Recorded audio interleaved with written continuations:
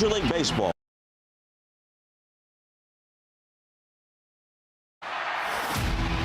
Major League Baseball welcomes you to the following presentation of the Milwaukee Brewers.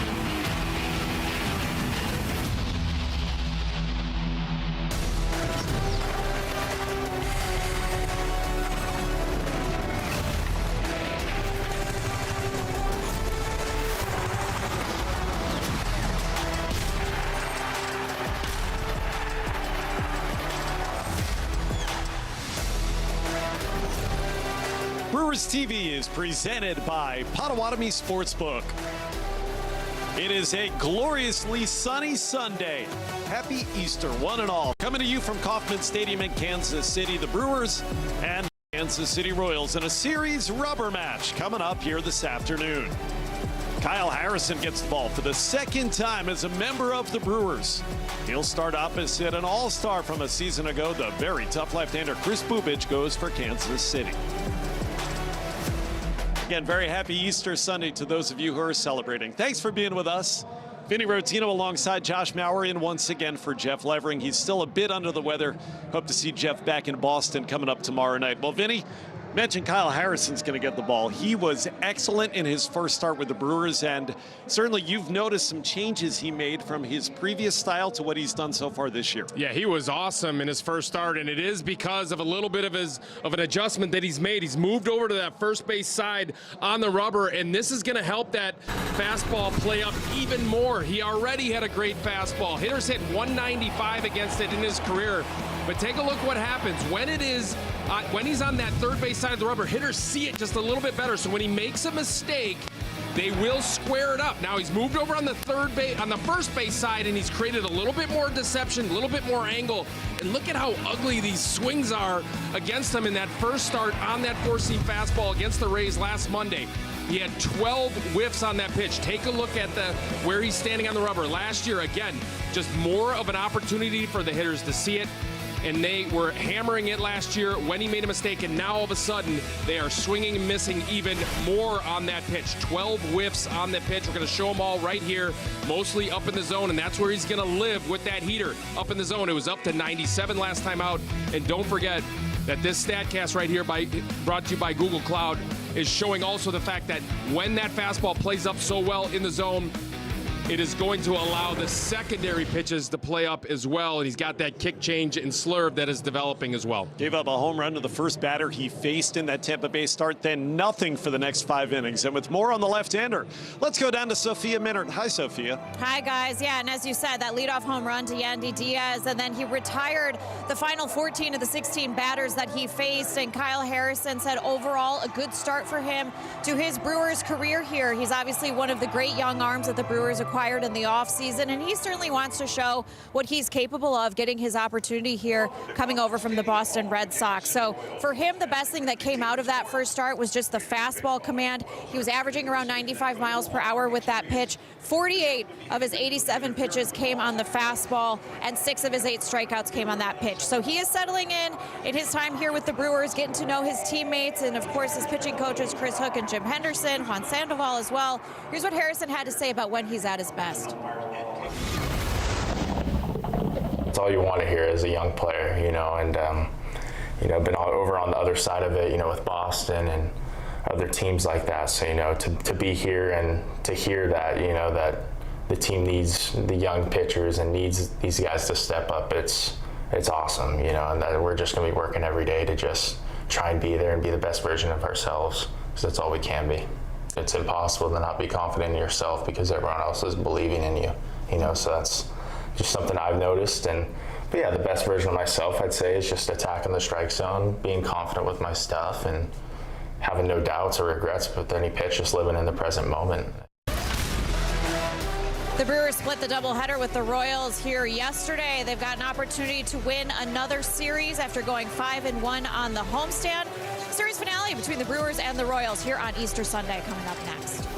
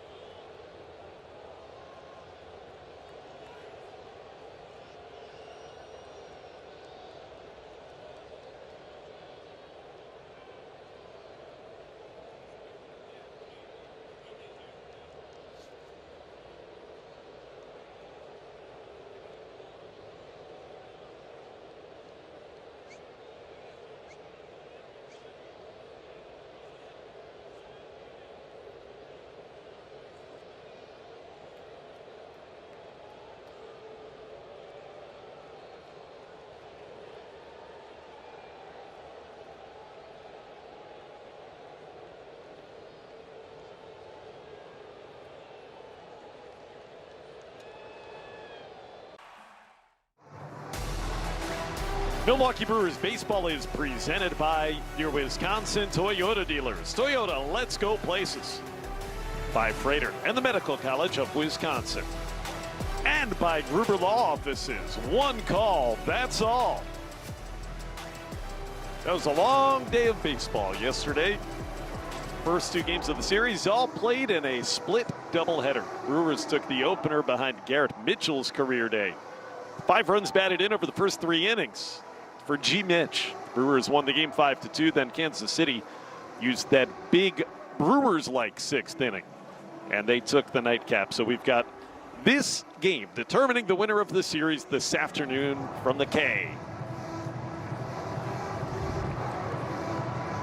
Brewers trying to start 7-2 on the season. If they can win today, they'll have won each of the first 3 series of 2026. There's the reigning 2-time NL Manager of the Year, and the lineup that he puts together against the left-hander Kris Bubic is presented by Potawatomi Sportsbook.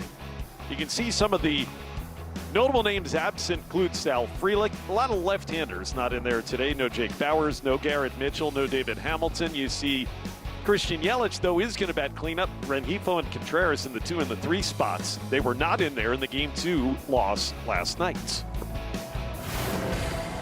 For the Royals, it's Kris Bubic. He was the home opening starter on Monday. And a tough 28-year-old left-hander, 6'3", 220 pounds. This guy can really deliver multiple pitches. He's got a full arsenal from the left side of the mound. He's deceptive. He's an all-star in the first half until a left shoulder injury sidelined him in August and September. He pitched on Monday in the Royals home opener. 75 pitch outing that covered 6 innings. Only gave up 1 earned run. It was a home run to Matt Wallner. The Brewers are going to have their hands full against Kris Bubic today.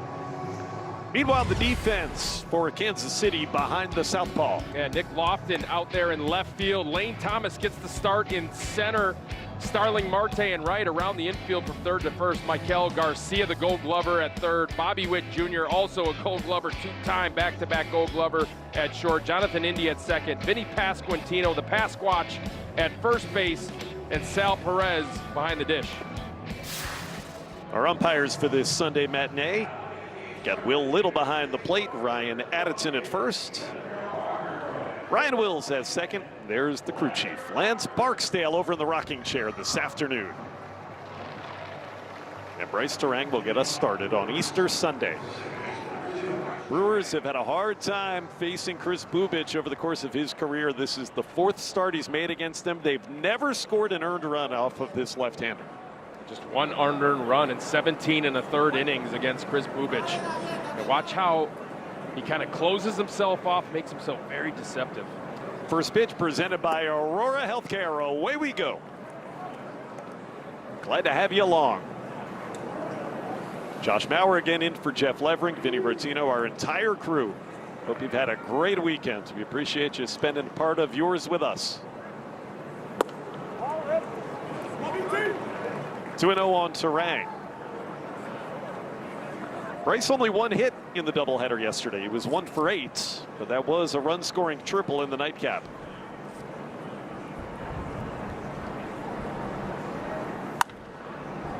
Down the left field line, Nick Lofton giving it a look, but into the seats. And wind kind of blowing the same direction as the last 2 games, which was yesterday, the doubleheader, kind of blowing out to right field, across a little bit. The flags be a little bit more to straightaway right in today's game. Out of play, 2 balls and 2 strikes. Comfortable temperatures, though. We've gotten up into the mid-50s. Not too bad when you're in the sun. A little chilly last night's ball game, Josh. Yeah. Inside, it's full count on Turang, lefty versus lefty. That's all right. Early April here in these parts. You expect to be putting on a jacket. You play under the lights. Rengifo on deck, 3-2. And that one playable in left for Nick Lofton. Looks up into that bright blue sky for the first out of the ball game. And as Luis Rengifo comes up, Vinny, let's get your Miller time game plan. Well, you got to get Chris Bubic out of the game and get into that Royals bullpen that it really only has 7 guys down there. So drive his pitch count up, as the Brewers know how to do, and try to attack those relievers. They have 3 guys likely down today, and Daniel Lynch, Steven Cruz, and Alex Lang, whose pitch counts were up in yesterday's twin bill. Rengifo up there swinging against the left-hander Bubic. They've had a very taxing homestand for that bullpen. This is the final game of the 6-game homestand the Royals have played, and that bullpen has been oft used. On the ground to short, Bobby Witt Jr. Perfect throw across for the second out. Well, to that point, Josh, going into yesterday's game, the Royals bullpen was last in baseball, giving out 19 runs in the 19 innings that they pitched. But in yesterday's doubleheader, they didn't give up a run in the 10 innings covered. Brewers only got 3 hits in those 10 innings off of Kansas City's bullpen yesterday. Here's another guy that wasn't in the lineup for the Game 2 loss in the twin bill, William Contreras.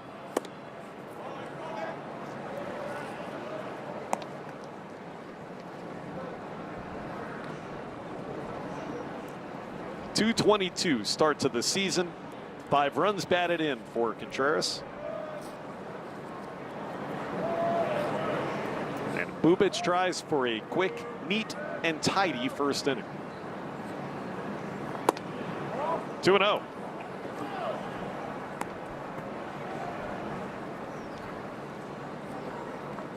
Brewers have been great in these series-defining games. When you get into the last one, you need to win one to win the series. Brewers among the best in baseball. And it's 3-0 on Contreras. That's kind of the key, right, Josh? You gotta win series. Stack victories, yes, but more to it, stack series victories. And you're gonna find yourself in the playoffs more often than not when you do that. Ball 4 gives the Brewers a 2-out base runner in the first, and it gives Christian Yelich a shot. I think that's the biggest key, really, to winning a division, getting yourself in the playoffs. You're not going to win every game, but you just stack series wins. 2 out of 3 here, 2 out of 3 there, and over the course of 162, those 2 out of 3 wins add up. You're going to find yourself right at or near the top of your standings. It's really difficult to sweep a series, but if you can win a series, you're going to find yourself on top of the division for sure. Yelich has been the DH all 3 games of this compact series. 2 for 8 yesterday in the 2-game doubleheader.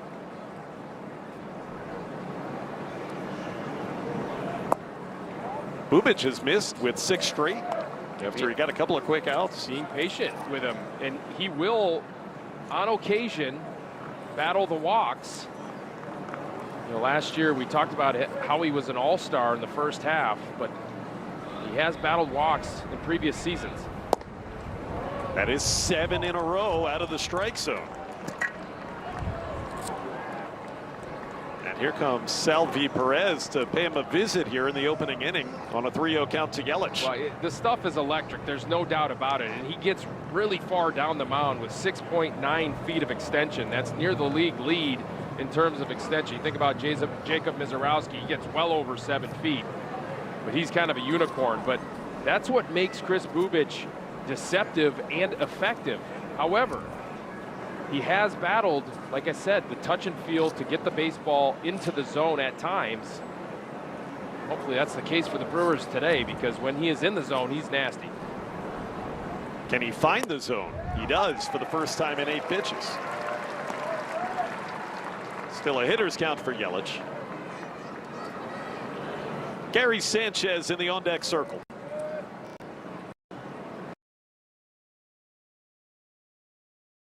To the mid, full count. Now, 3 of the 4 Brewers batters this inning have gotten a 3-ball count.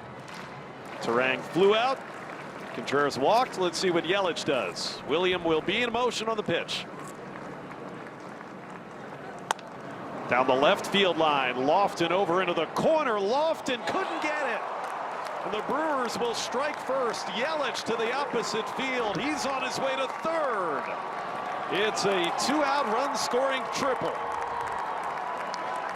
Christian Yelich delivers against Bubic in the first inning. The Brewers break the ice. What a tremendous approach right here from Christian Yelich, working the count to 3-2 and then not trying to pull it. That pitch is on the inner third, and he drives it down that left field line. Nick Lofton, who is a shortstop by trade, not able to come up with it. And look at Christian Yelich cruising into third base for the first run of the game with that RBI triple. Another 2-out run in this series and in this young season for the Milwaukee Brewers. Relentless offense. And another inning where the first two batters were retired pretty quickly. Now Gary Sanchez will try to add on. 1-1. Gary started the last couple of games in this series for the Brewers. He caught last night and is playing first base today.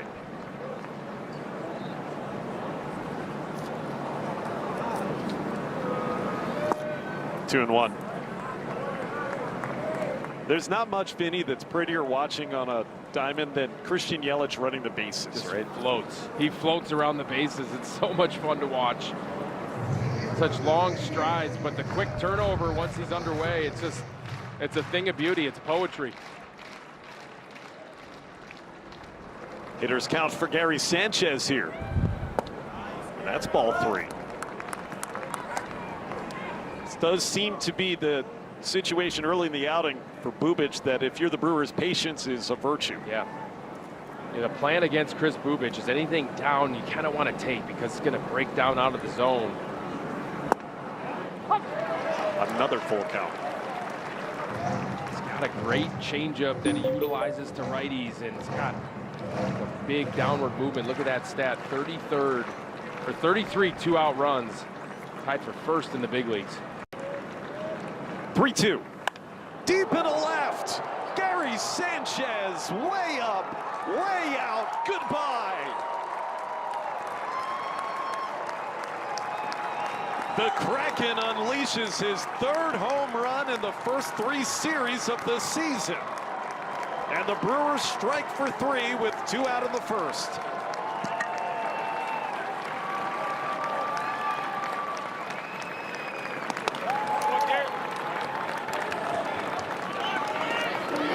Lefties like Bubic, Gary Sanchez has made a career out of eating them alive. I just love watching Gary Sanchez attack that high heater like he did right there. 3-2 pitch. I mean, this guy's a slugger for sure, but this guy can hit.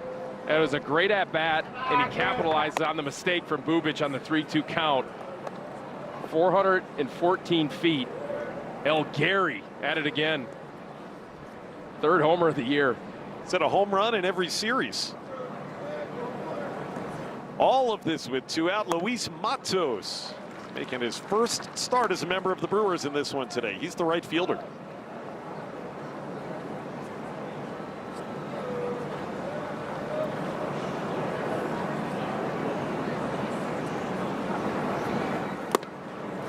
Chases up the ladder with the fastball, and it's 1-2. Gary Sanchez getting close to milestone home run. He is ever closer now to 200. That was his 192nd. Yeah, he can drive the baseball with the best of them, can he?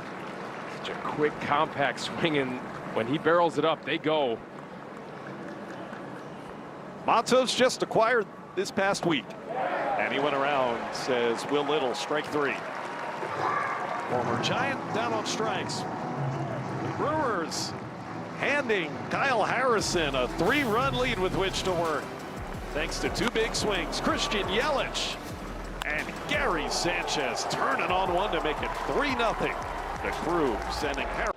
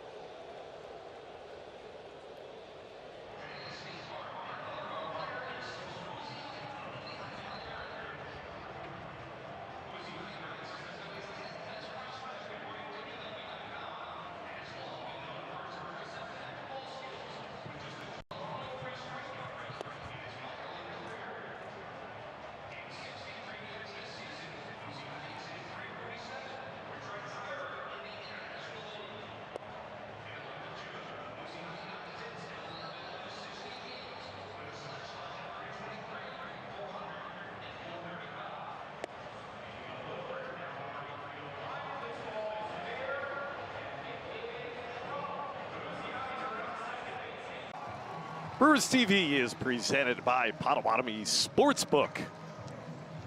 Kansas City trailing 3-0 as they come to bat against Kyle Harrison. Lineup brought to you also by Potawatomi Sportsbook. That talented top four, Garcia, Witt Jr., Pasquantino, and Perez. It's been that way for every game in the series. Lane Thomas gets the start today in center. Caglione, Marte, India, and Lofton rounded out against Mr. Harrison. And made his Brewers debut on Monday in Game 1 against the Rays. He was excellent, threw 87 pitches, 64 of them for strikes. That is a very high ratio. He punched out 8 in 5 innings of work, gave up 1 earned run, and that was to the leadoff hitter, and Yandy Diaz, a homer. And then he settled in and retired 14 of the last 16 batters he faced. He was awesome. Facing Michael Garcia, 3 for 9 in the doubleheader yesterday. Back through the middle, there's Terang sliding, knocking it down and recovering. Bryce Terang. That was anything but routine for the former Platinum Glove Award winner. Watch how Bryce Terang stays with this hot shot off the bat of Michael Garcia. Backhands it, doesn't panic, that's the key. Doesn't panic, but still has to get to it quickly in order to get the speedy Garcia. He does so and throws a strike to first to get the first out of the game for the Brewers. Bobby Witt Jr. takes ball 1. You just think about what that does for Kyle Harrison at the beginning of his outing, Vinny. You're looking at a base hit potentially there for Garcia. Now all of a sudden you got 1 out with Bobby Witt. That's this Brewers defense continually does that. Turns outs into outs for sure, but also turns hits into outs. Witt Jr. was only 1 for 7 yesterday, but he did walk 3 times and is ahead of Kyle Harrison 3-0.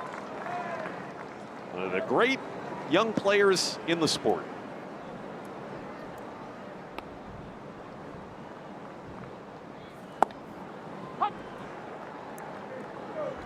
See the velocity readings from Harrison. He'll mix and match as needed, right?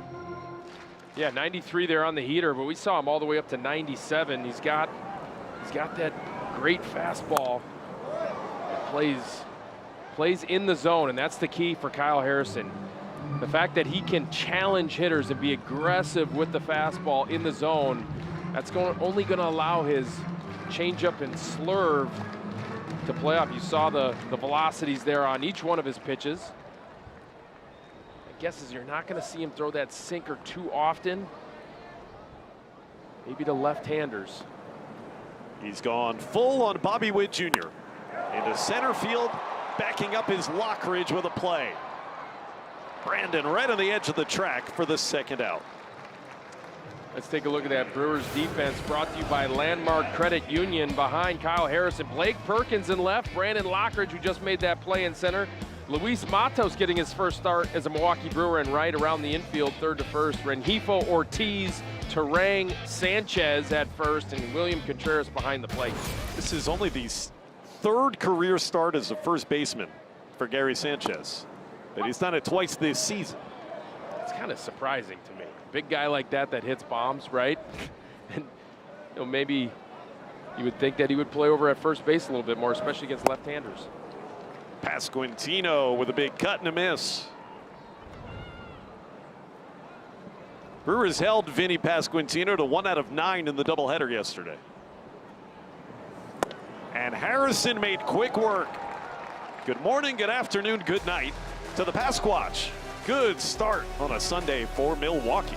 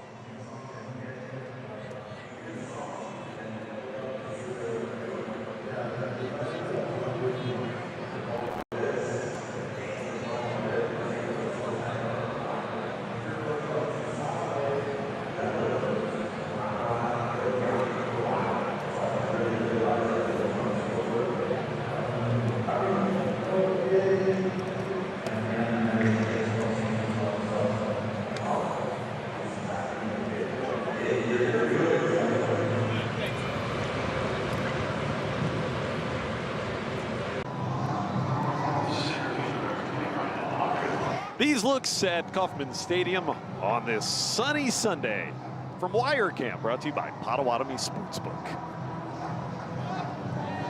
Terrific first inning, 3 2-out runs for Milwaukee off of Chris Bubic. Then Kyle Harrison, a quick 1-2-3, bottom of the first.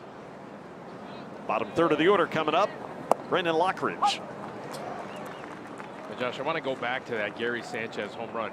So Chris Bubic only gave up 6 home runs last year. He gets ground balls at above average league rate, around 50%.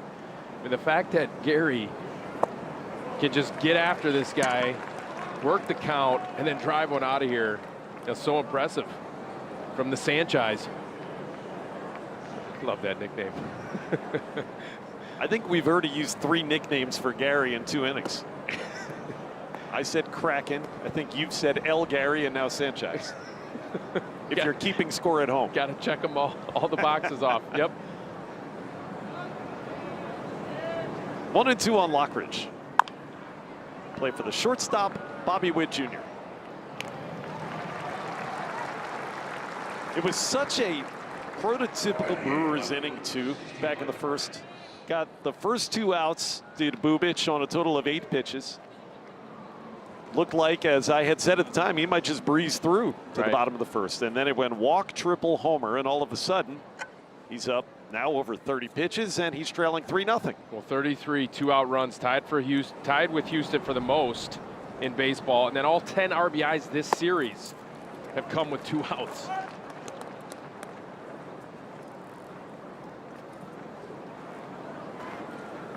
I beg your pardon. Now first with 35 with that Gary Sanchez home run. Blake Perkins out of play, and it's 0-2. Perk getting his second straight start here in Kansas City. He's in left field again. Brewers playing today without Salfrey, like I mentioned when I was telling you about the starting lineup. A lot of the regulars that are in there that bat left-handed are not today against Bubic. So Blake in there is the switch hitter. 1-2. When you just think about how deceptive that would be for a left-hander to stand in there. Although Christian Yelich had no issues with it, hitting a first-inning triple. Puts him away, 93 on the Heat. The second strikeout for the left-hander.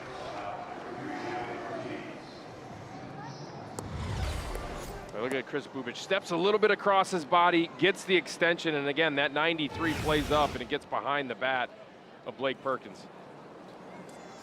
So now Joey Ortiz, you can see good numbers offensively to start the season for the Brewers shortstop. Command looks a lot sharper this inning from Bubic than it did in the first.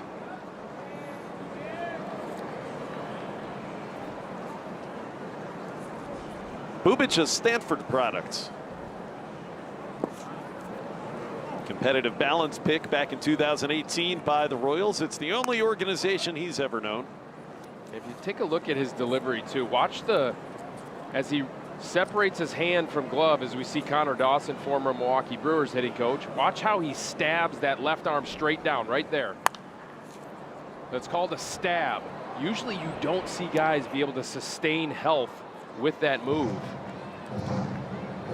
That's been kind of the case for Chris Bubic, but also command is an issue for those guys. See how that arm stabs out of the glove? It gets behind him a little bit even.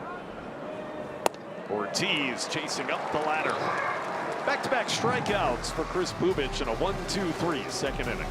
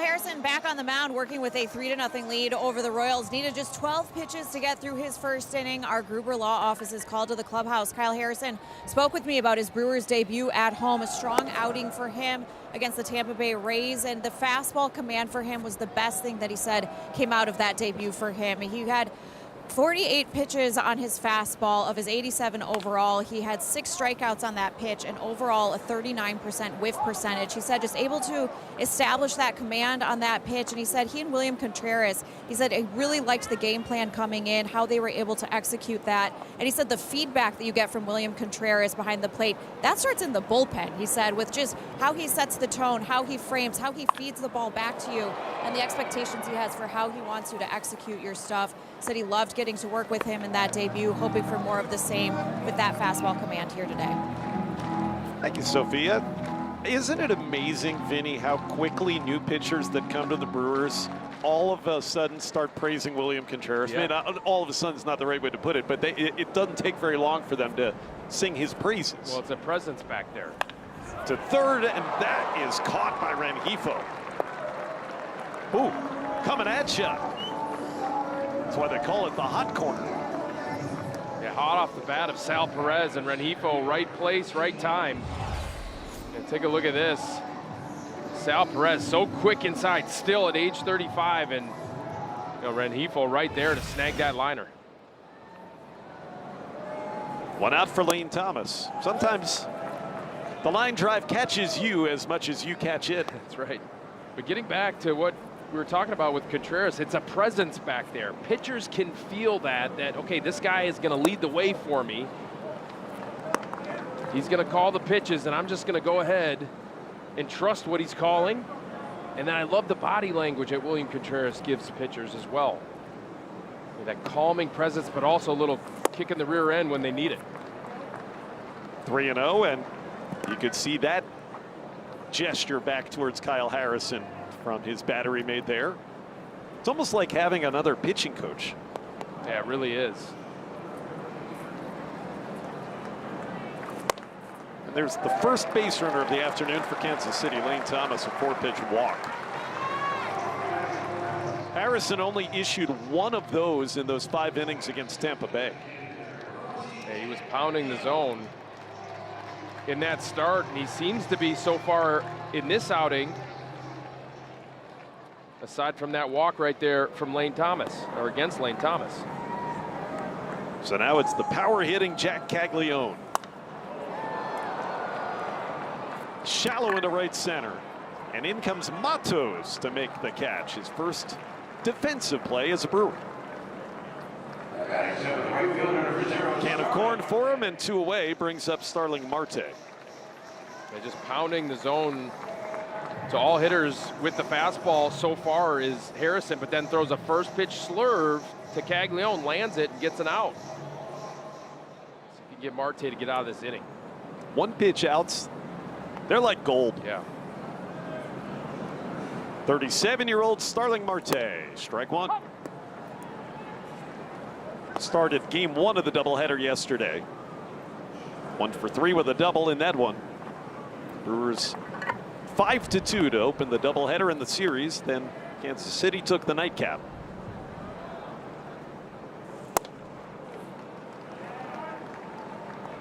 He can throw that fastball by lefties and righties alike. I was just going to say, when you see a veteran like Starling Marte take such a late swing on a fastball, basically middle of the plate, elevated, I mean, you know it's got a little extra giddy up on it, tough to pick up out of the hand. Oh, what a weapon for Harrison. He did it again, right on by him, 96-mile-an-hour gas. To the third, Bryce Terang will lead off for the Brewers. They've already got a 3-0 lead in Kansas City.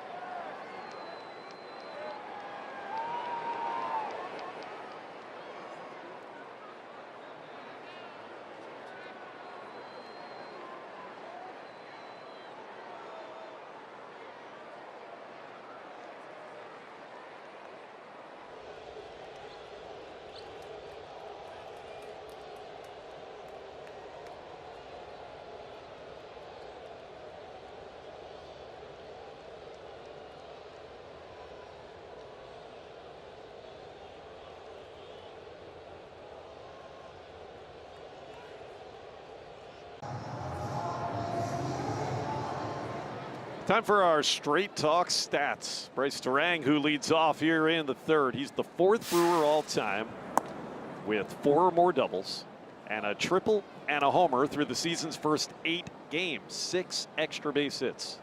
All ready for Mr. Terang. Pretty good company, too. And those 6 extra base hits are tied for 3rd in all of baseball as well. So Bryce off to such a hot start so far this season. Picking up right where he left off, not only last year, but from the WBC. Check swing, right back to Chris Bubic. Didn't mean to do it, but there's the first out here in the third.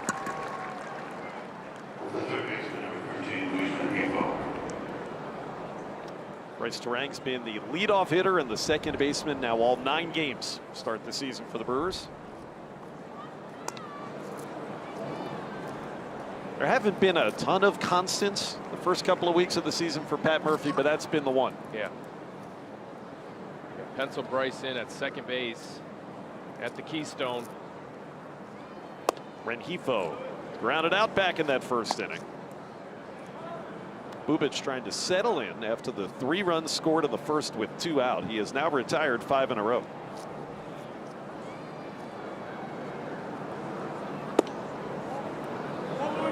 Been behind each hitter this inning, 2-0.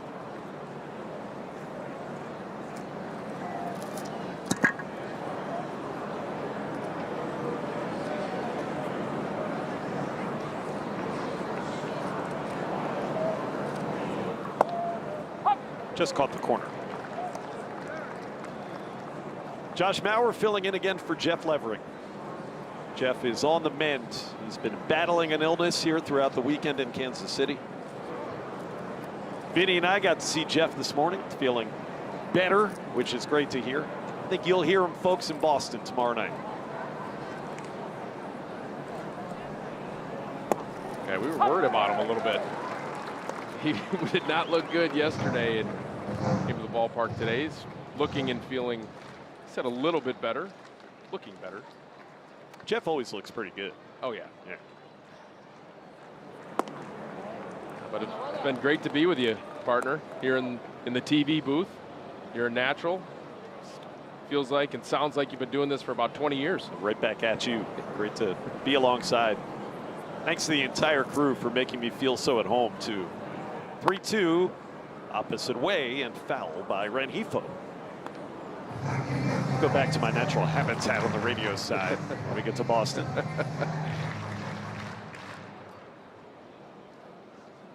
I bet Lane is lonely over there on the radio side. Misses you. He's a pro. 3-2. We'll have an 8th pitch coming up to Luis Rengifo here from Bubic.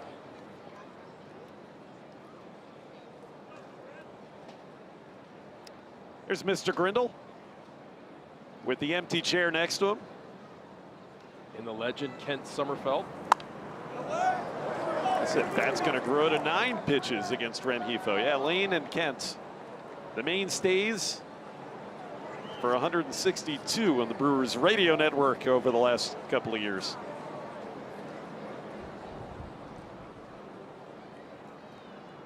One out. And finally, Bubic able to win the battle with Luis Rengifo. Got him on the 9th pitch. A tough pitch right there on the sweeper. Didn't quite get to the back foot, but under the hands of Luis Rengifo, who has handled left-handers very well. Part of the calculus, I'm sure, that Matt Arnold had in acquiring and signing Luis Rengifo to this roster to be able to hit left-handed pitching, which he has a history of doing. Now Contreras hits it into the seats. This 3rd inning has begun the way the first inning did against Bubic. A couple of quick outs, but then back in the first it went walk, triple, homer, and all of a sudden 3 runs scored. And it started when Contreras took ball 4.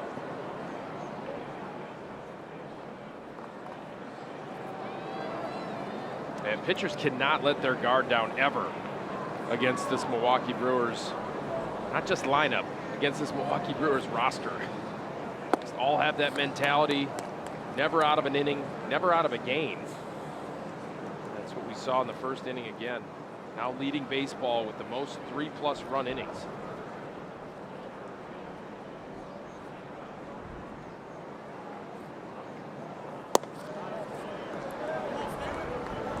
They just never give up on an inning. They never give up on an at-bat. They don't give up on an inning. They don't give up on a game. Never. It not only wears on the pitcher, Josh, but it wears on the fielders as well. They think they're going to have a quick inning. They think they're going to be back in the dugout hitting, sitting down, and they have to sit out there for another 15, 20 minutes sometimes because of those extended innings with 2 outs. Even if you don't score a run, that adds up. Right. 2-2 on the Brewers catcher. Another full count. They're not afraid to hit with 2 strikes. That's the other key, right? You know, they will spoil pitch after pitch. Imagine doing your job as a pitcher, executing a pitch, and then it's fouled off 3 times in a row. And he walked him.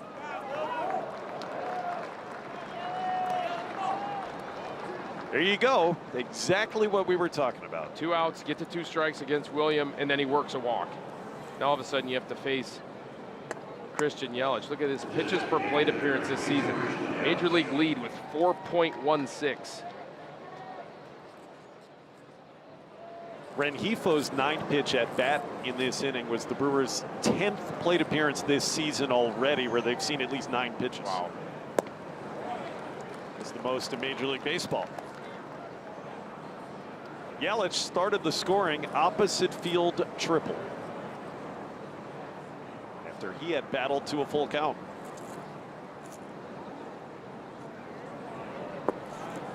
Batting in the same situation here 2 innings later. Contreras at first with 2 away.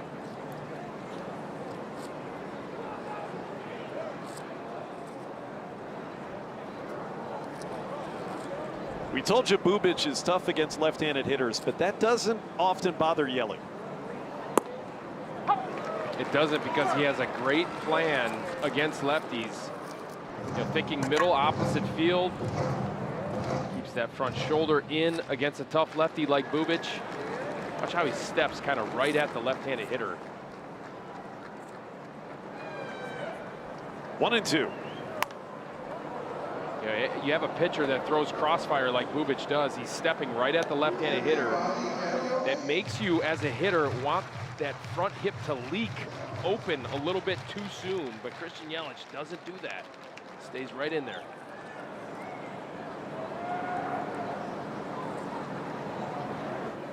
That time, up the ladder with a fastball. Bubic gets the chase and records his 2nd strikeout of the inning. Brewers still up 3.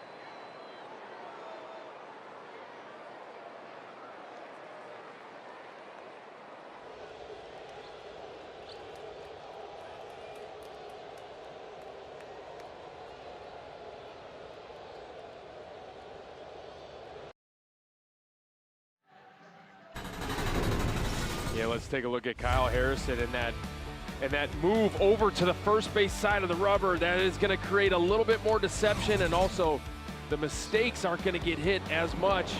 And take a look at these fastballs driven through the zone. Both strikeouts so far on the heater. Kyle Harrison's four-seamer. 0 for 5 on the four-seam fastball so far in this game for Kyle Harrison are the Royals. Well, Vinny, those two that we just showed from earlier, Vinny Pasquantino and Starling Marte, those weren't fastballs that were on the edge. They're each right down the middle. But again, the hitter's just not having an easy time picking it up. Yeah, think about what that does for the confidence of Kyle Harrison when he knows that his fastball plays. I talk about playing in the zone. Can you get outs in the zone? Not only in the zone, but over the heart of the plate in the zone.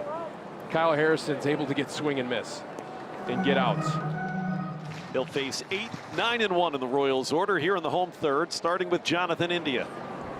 Second start of the series for the former Red. And it's 2-2. Nick Lofton and then Michael Garcia to follow.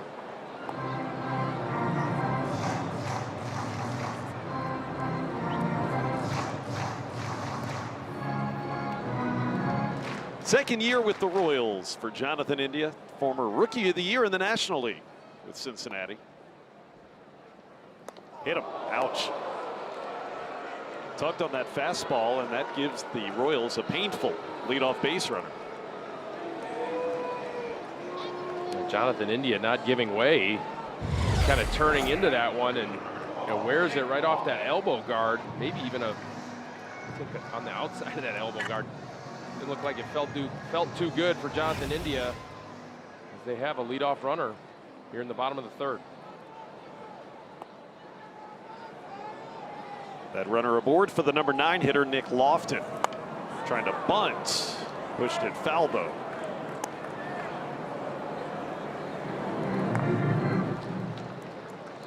Started game 1 of the doubleheader yesterday, did Lofton. 0 for 3 with a walk. That was against Chad Patrick and company.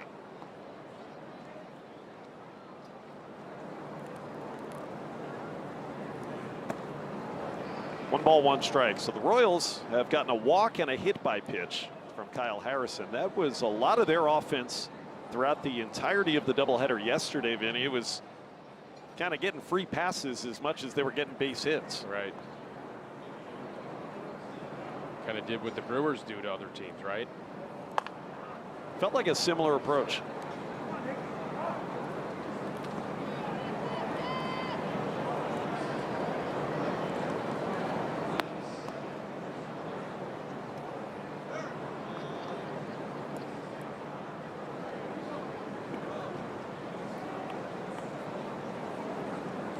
Got the top of the order coming up after Nick Lofton. This is a big out for Harrison.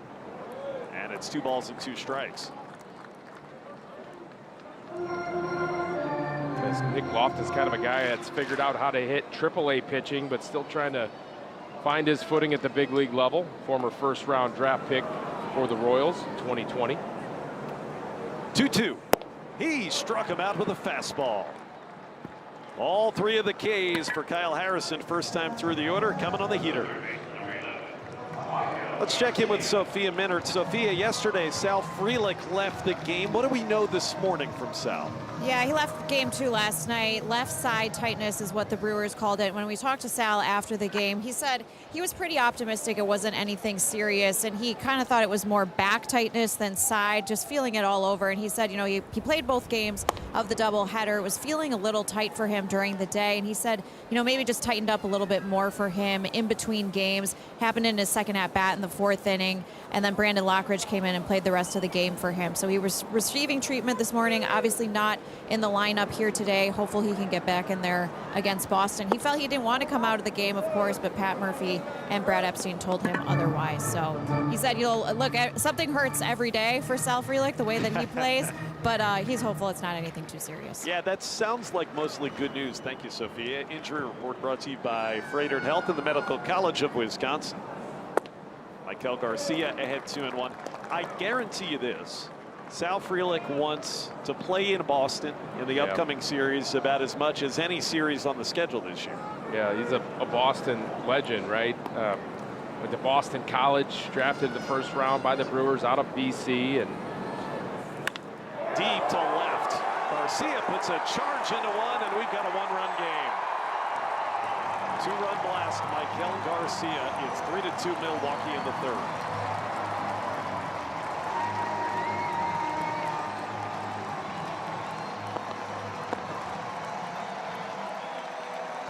Well, Garcia is turning over these last couple of seasons into a budding star in our sport.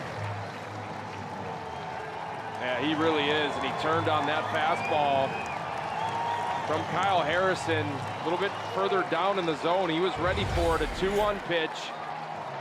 And look at those quick hands. Got that little toe tap. That was the adjustment that he made. Toe tap back, lands, and then fires the hands for a 2-run home run. And pull the Royals within one right here. Still just one out as Bobby Witt Jr. takes ball one. Garcia's first of this season. Last year, though, in an all-star campaign, he had 16.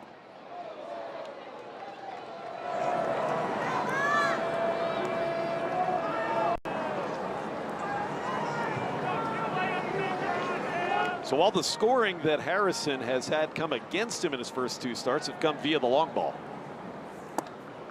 3-0 on Bobby Witt.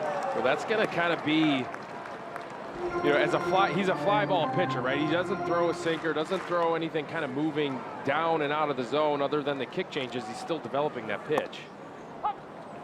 And so anytime you see a guy with a fastball that guys swing underneath a lot, it's going to be more fly ball type of a profile, and you're going to see some home runs every once in a while.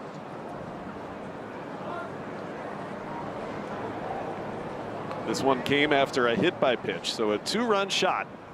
3-1 is low, and Bobby Witt Jr. is aboard representing the tying run. Another free pass. And a hit by pitch. Homer. Now another walk. And Chris Hook on his way to the mound to speak with Harrison. Now we hear a message from Potawatomi Sportsbook. When Potawatomi Sportsbook invited me, John Kuhn, to be their spokesperson, I had to join the team. Yes! Yeah! Potawatomi Sportsbook, your sport, our stadium. Well, he breezed through the first 2 innings, did Harrison, but thus far you've had 3 of the 4 to come up here in the third reach base. Chris Hook always seems to know the magic words to say. And calming him down a little bit, just remembering, hey, for how that fastball plays at the top.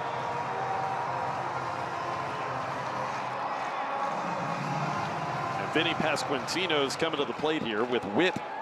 Big base stealing threat over at first base.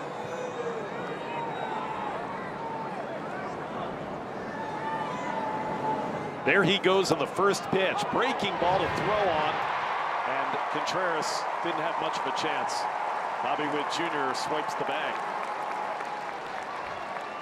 There's a reason why Vinny Pasquantino hitting behind Bobby Witt Jr. doesn't hit into all that many double plays. It's because he's barely on first. He's gone in first pitch. That's on a breaking ball. And Bobby Witt Jr. just too fast. This is his 4th steal of this year. 0-2 on Pasquantino.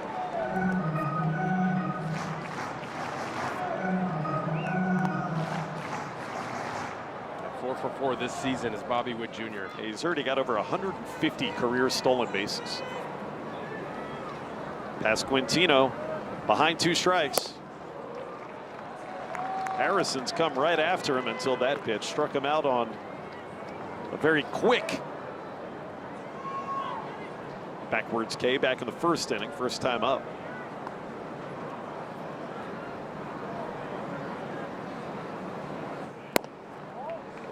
There's a challenge here from Contreras. He thought that caught the corner. Catcher's challenge on the pitch. So our home plate umpire, Will Little, this is going to be extremely close. Oh my goodness. Look at how far off the plate this is. A 1/10 of an inch off the plate. I thought that was a good challenge by William. ABS powered by T-Mobile. So instead of a strikeout, it's 2-2 on Pasquantino. And now he lines a base hit. Around third comes Witt. They got a shot. Matos throw to the plate. Strong. He is out at home. Welcome to the Brewers, Luis Matos. What Heck of a throw. What a throw by the new Brewer, Luis Matos, and no challenge by Matt Quatraro. Wow. Well done. Sending Bobby Witt Jr. aggressively, but Luis Matos closes ground and then throws a one-hop strike to William to get him. Now, Bobby Witt Jr. not thrown out on the bases all that often. An aggressive send, but probably the right send, but Luis Matos says no thank you. That's the Aurora Health defensive play of the game. That's a way to make a good first impression on your new teammates. Absolutely. Throw out Bobby Witt Jr. at home plate. That's a good way to make a pitcher one of your best friends right there.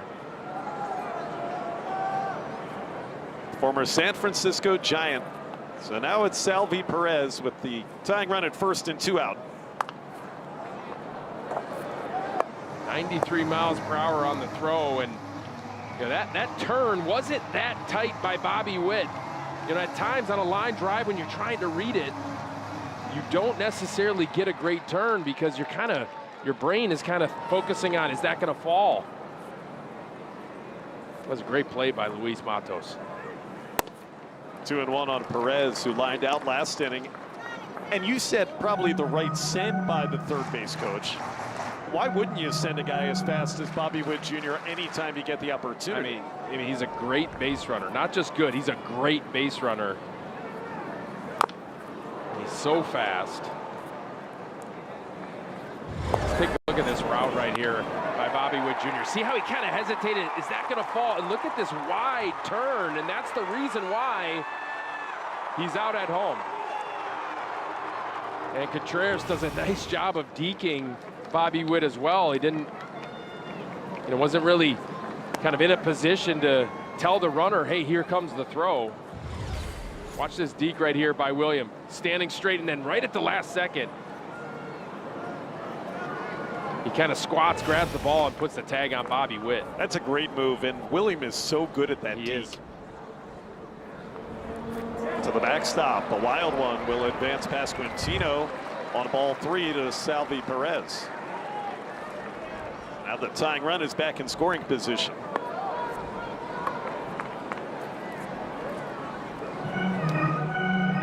Miles per hour on the throw from Luis Matos, who again was a top 100 prospect. They love the tools of this kid, and they're hoping they can unleash something from this 24-year-old. 3-2 to left and playable. Blake Perkins is there, and Harrison gives up 2 but keeps the lead. Luis Matos with the throw in his first start.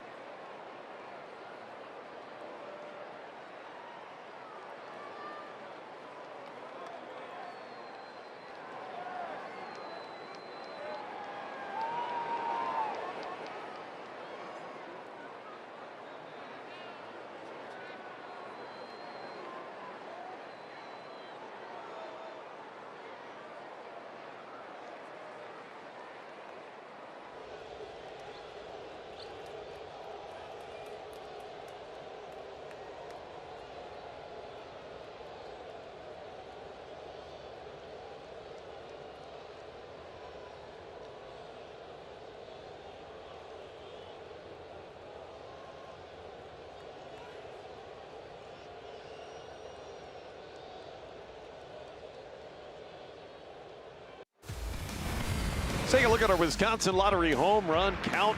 Number 3 on the season for Gary Sanchez. Came back in the first inning off of Chris Bubic, and that's the reason, Vinny, that the Brewers have this 1-run lead. Doesn't he have such a pretty swing? I could watch that swing all day from Gary Sanchez.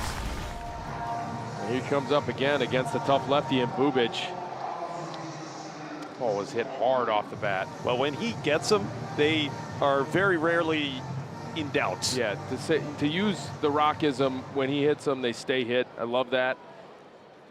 109 off the bat, 414-foot line drive. Leads off the 4th. Bubic has put up a couple of zeros after that 3-run first inning. Michael Garcia just did the 2-run homer for Kansas City in the bottom of the 3rd. A Rockism, is that a term? Is that a official? And we're going to make it okay. 1-1. Take a look at how quiet and relaxed those hands are from Gary. He actually lifts that leg first before he loads. Then the hands go back. I love that little hand trigger from Gary. Can't really teach that. And he's challenging that strike call. Batter's challenging the pitch. If the Brewers don't win this, they're going to be out of challenges. And they don't win it. The pitch is a strike. Milwaukee has no challenges. A little bit of an ill-advised challenge there from Gary. Now the Brewers are going to have to play the rest of this game without any challenges.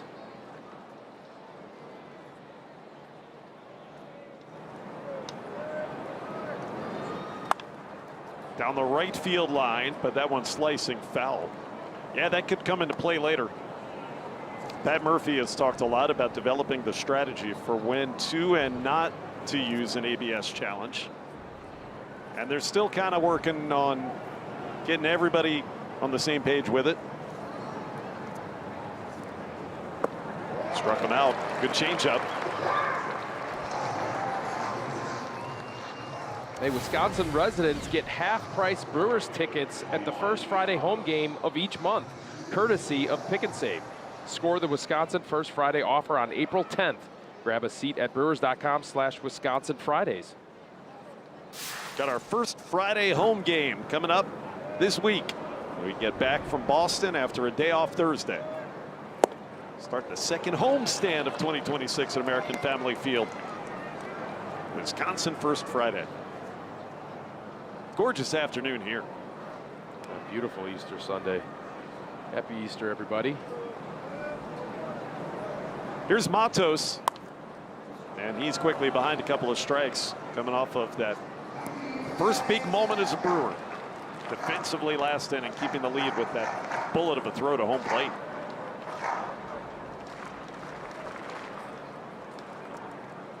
Happy Easter Sunday. Second time he struck out. Bubic is fan 7. Let's check in with Sophia. Well, there was a great moment last night. We told you about Sal Frelick's injury in Game 2. Brandon Lockridge came in to replace him. So here he is over at first base. Pat Murphy is trying to get his attention and that of Spencer Allen, trying to tell him to run and steal the base here. And it was actually Vinny Pasquantino over at first base who said, hey, Lock, I think Murph is trying to tell you you should steal the bag. It was a 2-2 count, so Lockridge took off and stole the base. But fun moment. Murphy was just laughing about it this morning, and Brandon Lockridge had a good laugh about it, too. The opposing first baseman says, hey, you got to go right here. Now, there was a similar story from last season, I believe it was, where Pat Murphy wanted Garrett Mitchell to steal second base. They were playing the Dodgers, and I think finally Murph yelled to Freddie Freeman, the Dodgers first baseman. He said, hey, Freddie, can you tell Garrett to run? Only Murph. What other manager's going to do that? That's great. He's got great relationships with everybody in the game. Of course he wants to beat you, but he's friendly with everybody. You love how Pat Murphy talks about just how important the game is, right? Just taking care of the game and the people in the game. He has such respect for Bobby Witt Jr. and how good Bobby Witt Jr. is for the game of baseball. I love how Pat Murphy talks like that, just kind of taking care of the game of baseball. He is a great steward for the sport. Yeah. Lockridge works a full count here.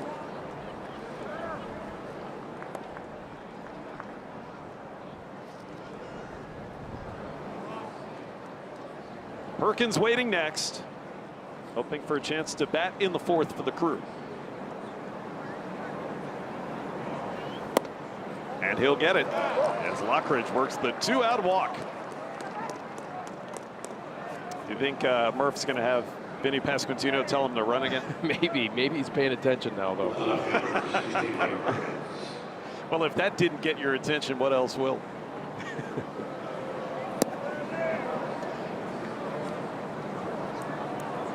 It is a very good time to try to steal a base, right? This would be a good time. Perkins up there.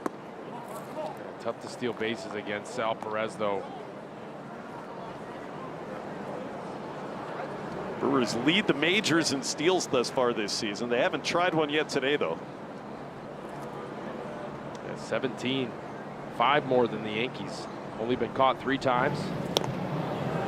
Twice in game 1 of yesterday's doubleheader.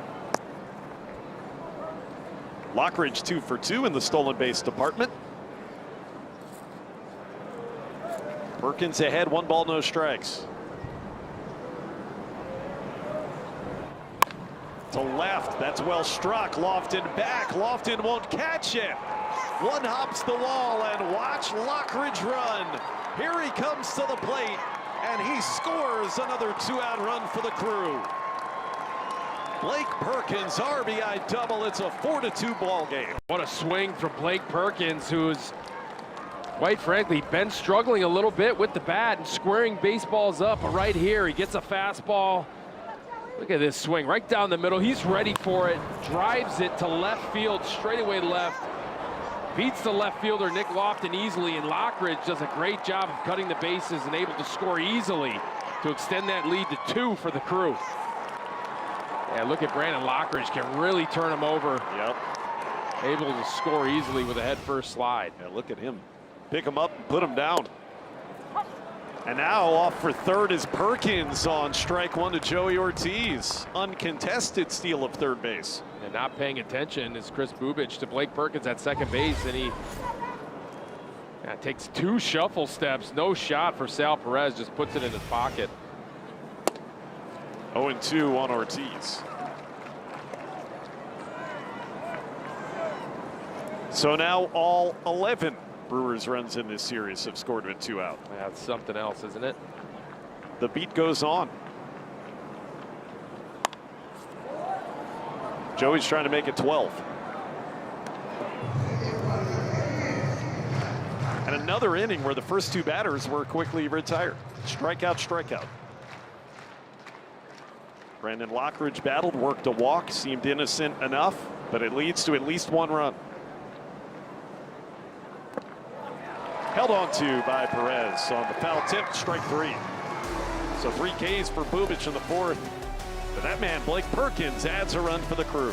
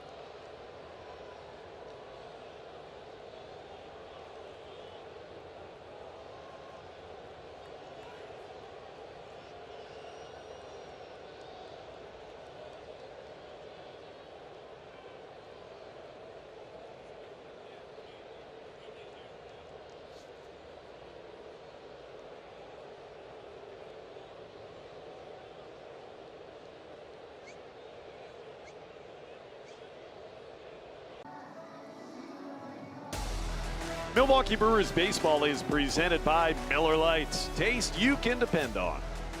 And by Northwestern Mutual. Discover a better way to money at northwesternmutual.com. Fountains in Kansas City on a Sunday. The sun splashed all over this field. Kyle Harrison back to work now with a 2-run lead again, and Lane Thomas took a ball. Brewers thought it was a strike. Our data says it was, but they don't have a challenge. That one is called a strike. Yeah, Gary using that last challenge in the top half of the inning.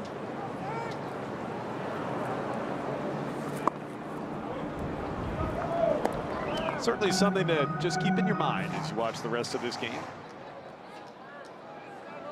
From our drone here above Kauffman Stadium. Right field side drifting foul. Thomas has the count go even 2-2. Well, it's a learning experience, right, for Gary Sanchez in not challenging that call. You want to save your challenges for later on in the game and for big spots. That was a 1-1 count. Leading off an inning. Right. Thomas pokes it into the seats. And it's a psychological thing, right? You're in a competitive at-bat. You're trying to get on base for your team, and you know, at times I'm sure hitters are going to want to tap that helmet. They're going to have to use some restraint. Popped him up. This is foul and playable for Luis Rengifo. In the coach's box for the first out.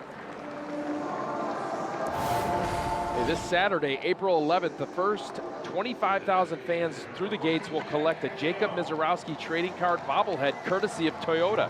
Visit brewers.com/giveaways for more details. The Miz trading card bobblehead. Jack Caglione takes a ball. Yeah, I'm keeping that one because I want one of those badly. Well, we'll take it to Boston, but that is a great looking bobblehead. You got the Miz, you got the trading card. You got the flames on it. There's the flames. You know, Levering wants more flames. I think that's a, right amount. Good bobble. Good bobble. Yeah. I like that one. 3-0 on Caglione. Again, no challenge available. That was low.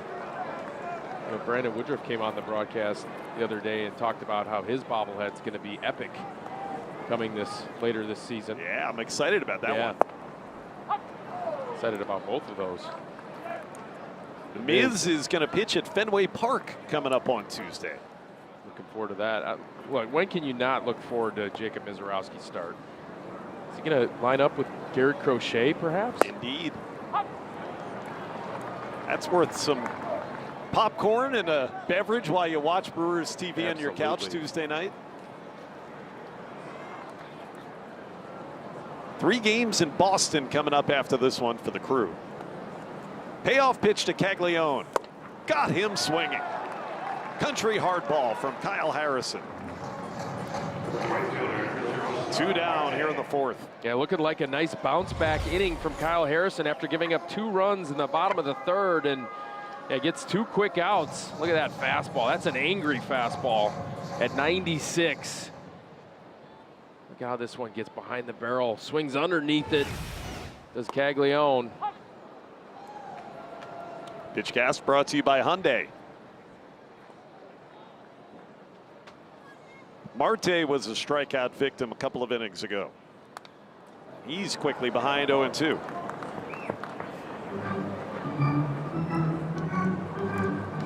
By the way, Brandon Woodruff gets the ball tomorrow in the opener at the Fens.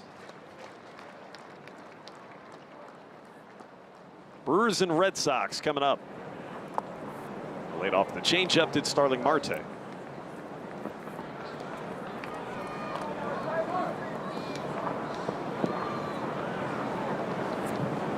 Hoping to have a happy flight back to the East Coast after this one today. The Brewers. That one he had down the middle. That's pitch to hit. Bit elevated. Yeah, the pitch that we have not seen, as you take a look at the pitch count from Kyle Harrison, I mentioned that bottom of the 3rd, 30 pitch bottom of the 3rd. See if you can get out of this quickly. out of this bottom of the fourth to keep that pitch count in check. Already at 71. It's pretty good shape.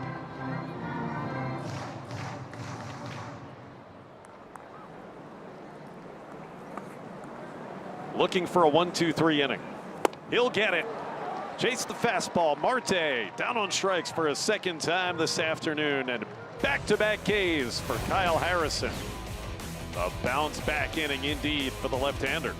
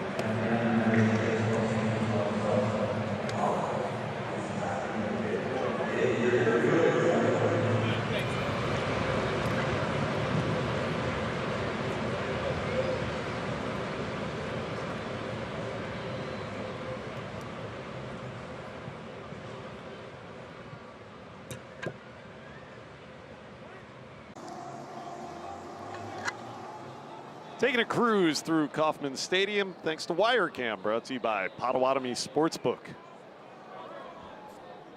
This is maybe a no jacket day, getting up near 60 degrees. Yeah, it's supposed to warm up here. Upper 60s, I think, here in Kansas City. It's going to be cold in Boston, though, Josh. Terang versus Bubic. Pack your long underwear for Boston. I got jackets. Yeah, if you have enough clam chowder, then you're going to be fine. It'll keep you warm without the long underwear. I can't wait for the clam chowder. Now, do you go the red or the white? Which I don't know the difference. If you're in Boston, it's going to be white. I promise you. Got it. Yeah. You got to clear Rhode Island to get to the red, I'm told. You go down south, it'll turn red. Got it. Further south you go down I-95. Terang has flown out and grounded out. Two people that know a lot about that part of the country, yours truly and our director, John Walsh. Walsh is more of an expert than I.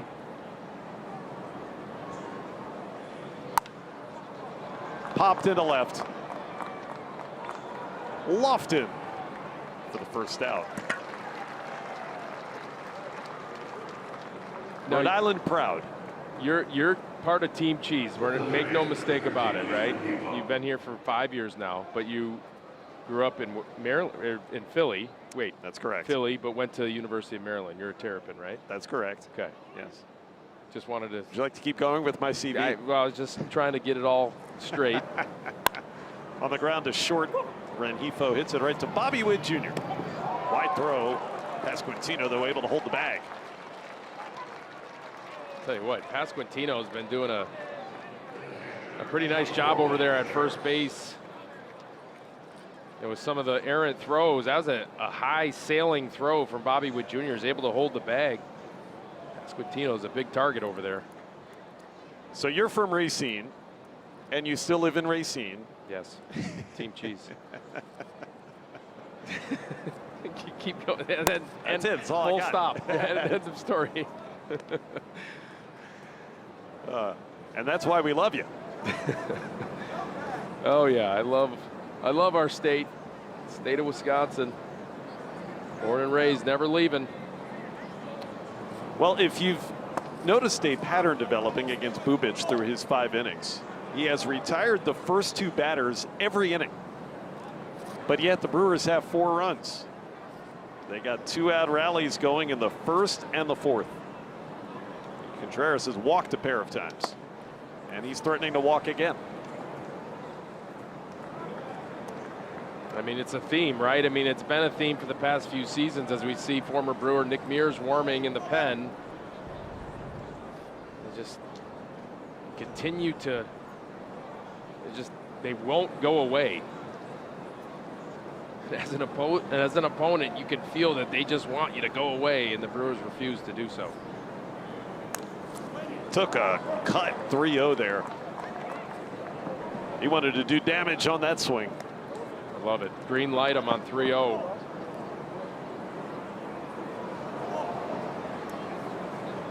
Still in the driver's seat at 3-1 with Yelich on deck. And Bubic getting close to the end of his day. Ripped. That's fair ball. Extra bases for William Contreras.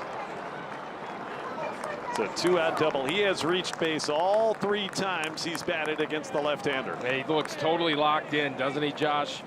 I mean, not swinging outside the zone whatsoever. Takes a great swing on 3-0. Comes right back with a fastball, 3-1. And Contreras is ready for it. Goes down to a knee, in fact. Yeah, back legs it. That's what you call back legging a ball. Goes down to a knee, gets it past the Gold Glover, Maikel Garcia. Hit too hard. I didn't have time to hook foul. He hit it 111 miles an hour. Wow, that's hot. 2-out RBI opportunity for Yelich. I would think this is going to be the last batter that Bubic will face one way or the other. Yeah, I mean, 75 pitches in his first start of the season. That was their home opener. And now all the way up to 94 in just 4 2/3 innings. I'm sure he's going to want to try and finish 5, but his stuff looks like it's flattened out a little bit. Called a strike, 1-1. And you got all the right-handed hitters coming up after Yelich. Sanchez, Matos, Lockridge. With the right-hander Mears now ready in the bullpen. Yelly hits it to second. Well, this is a big out for Chris Bubic to likely end his day as India takes care of Christian Yelich. The 2-out double goes for naught. Brewers by a pair halfway through.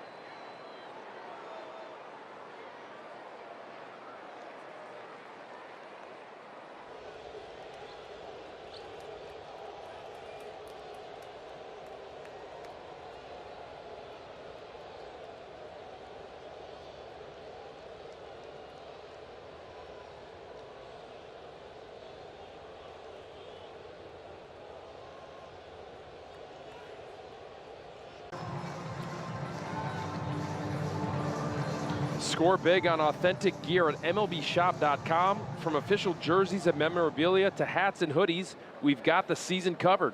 Visit MLBshop.com/Brewers, the official source for your Brewers gear. More Brewers fans littered throughout the K watching this series rubber match, Kauffman Stadium. Strike 1 to Jonathan India.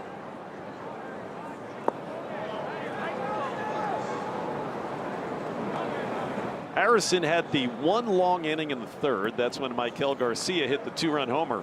The other 3 innings, he's been pretty economical. They just ran into a little bit of an issue, with the hit batter that kind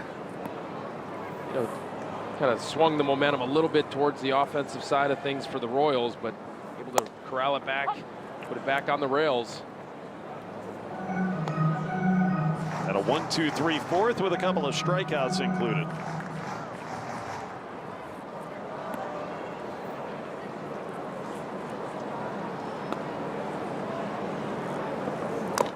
Just got a piece. Yeah, that's the key for a pitcher, for any pitcher, but certainly for Kyle Harrison. You know you're going to come out of your delivery every once in a while. You know you're going to misfire, maybe even for a whole batter, but how quickly can you get the train back on the track? That's a base hit, I think. No, it didn't get through because Tarang was able to range to his left and take it away from India. Just didn't have enough mustard to get it by Bryce. Yeah, Bryce just too good with some funky spin on this ball from Jonathan India. Able to range over to his left. That's the breaking ball from Harrison. Look at Bryce. Yeah, so quick over there, and then throwing on the run, a strike over to Gary Sanchez at first base. Should know better than to assume with Bryce Tarang playing second base. Yeah. He's too good over there with too much range. So 1 out for Lofton. Another chance on that, hit the bag. A tough break for Harrison and the Brewers. Lofton gets a single right off of second base. That was going to be a tough chance for Bryce Tarang, but a chance that we've seen him make countless times, ranging to his right, but it hits the base. And Nick Lofton, hits the base and then just goes right into center field. I got to imagine that Bryce is going to be able to come up with that one. Yeah, tough break for Kyle Harrison. Yeah, you could see that frustrated reaction too. And now he knows he's got to deal with the top of the order. Here is Michael Garcia. It was only the 3rd hit for Kansas City. This man had one of them, and it was the loud one.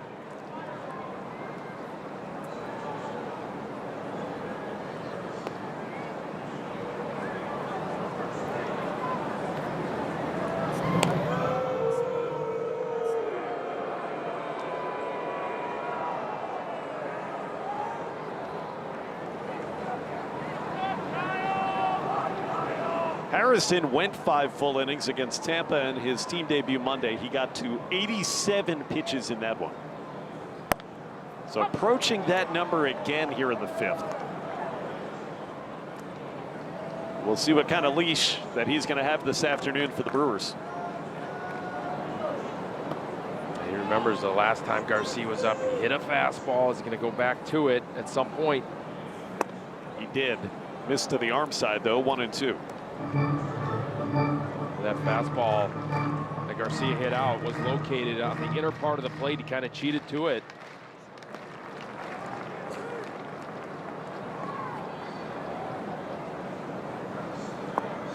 Now the changeup taken for ball 2 by Michael Garcia. Hasn't had the feel for that change of pace pitch, the kick change in this outing for Kyle Harrison. Mostly been able to get by without it. And now to the breaking ball to strike out Michael Garcia. Bounced it in, fooled him. 2 outs. Just tremendous feel right here by William Contreras to call that pitch. You could sense that Kyle Harrison wanted to probably put Michael Garcia away with the fastball, but he calls the slurve well in the dirt.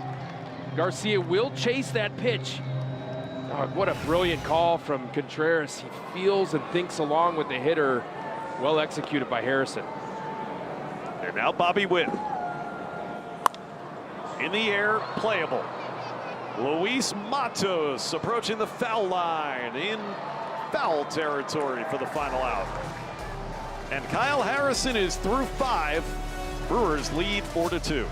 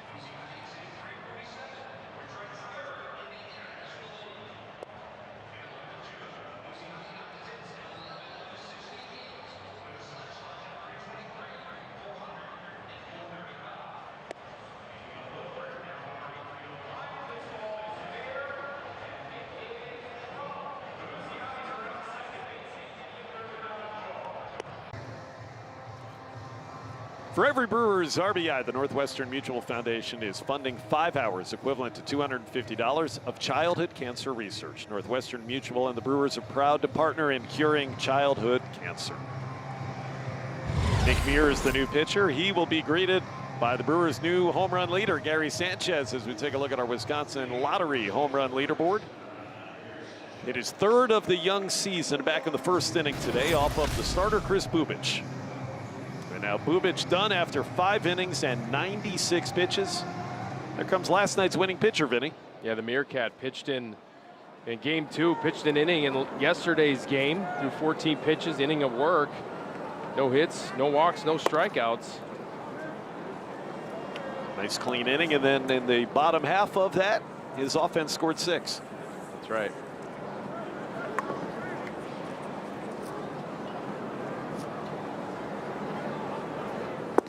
Still coming out in his walkout song, Rob Zombie, same one from last year with the Brewers. But yeah, if there's one thing that you look for, and you noticed last year and last couple of seasons with Nick Mears, is if the usage got too high, the stuff wasn't as crisp. Certainly that slider wasn't, and location was missed. So let's see how he bounces back after just a few hours of rest. And starts Sanchez 3-0. Grant Anderson, you saw getting loose in the bullpen, which would lead you to believe that Kyle Harrison may be done for the afternoon. Ball 4. Inauspicious beginning for Mears. 4-pitch free pass to Gary Sanchez. Yeah, near above league average in walk percentage last year was Nick Mears, so he doesn't issue too many walks. But again, this is something to watch for with him. Just again, he pitched last night's ball game and now bounced back here with a day game. First out of the bullpen for Matt Quatrero, and he's missed with his first 5 pitches. It's his 4th outing with Kansas City, and he has not given up a run in 3 innings.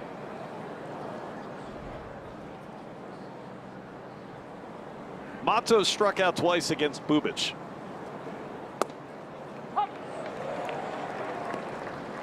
Found a breaking ball he could land in the zone, 1-1.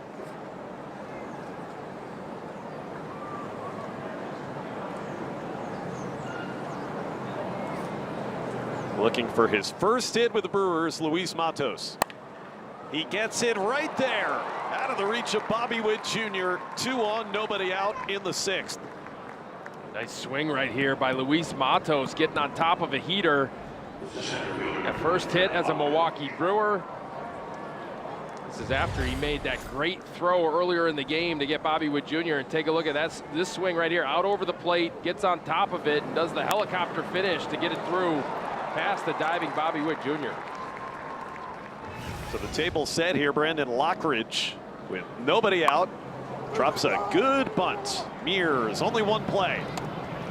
The sacrifice is successful.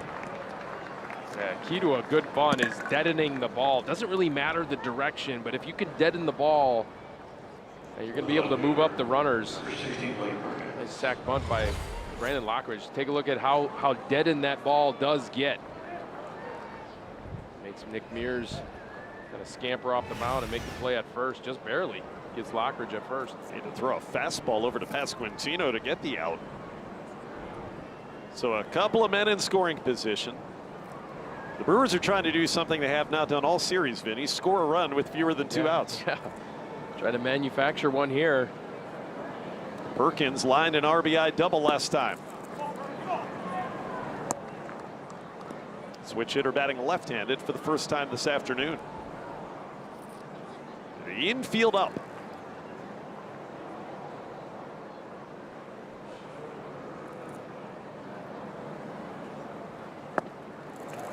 Chasing the change, and it's 1-1. Yeah, rare changeup from Nick Mears. That was a pretty good one.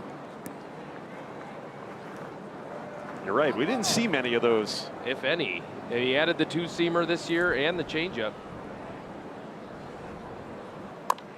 And now it's 1-2. Pitching for the punch out of the pop out. Nick Mears here against his former teammate Blake Perkins. Got to try and see something elevated. Try to get it to the outfield.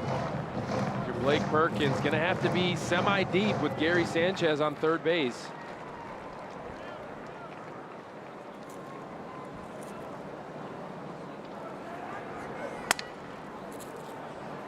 play for the shortstop. Witt coming home, and out is Sanchez. Ball was not hit hard. Busted Perkins' bat. And as you said, Vinny, with Sanchez running, it ended up being a pretty routine play coming to the plate. Yeah, it would have been a much closer play if someone with a little bit more speed was on third base, but this was off the hands of Blake Perkins, and running play throws on the run a strike to Sal Perez to cut down Gary Sanchez at home.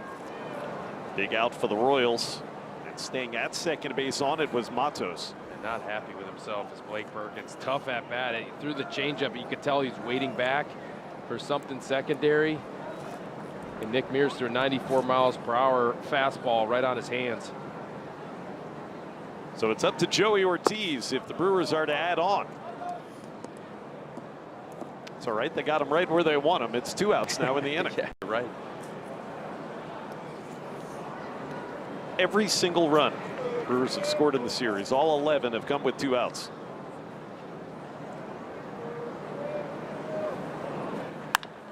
To short, Bobby Witt. And Mears gets into and then out of trouble. He escapes unscathed. Brewers have Grant Anderson getting ready. Bottom of the 6th is next.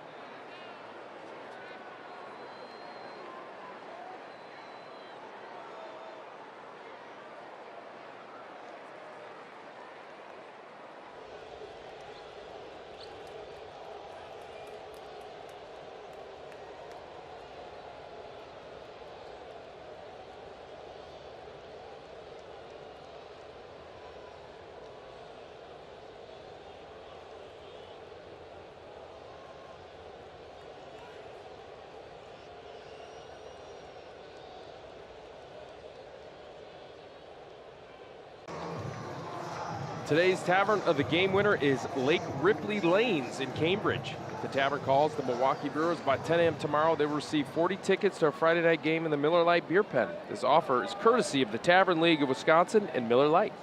Got till 10 in the morning tomorrow, Lake Ripley. All right, it's going to be Kyle Harrison continuing for at least another batter.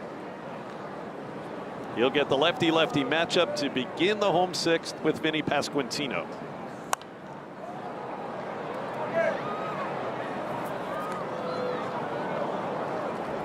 There's Grant Anderson. We told you that he's been loosening the entire inning, so he's ready if needed. And do have some right-handed hitters coming up after Pasquantino.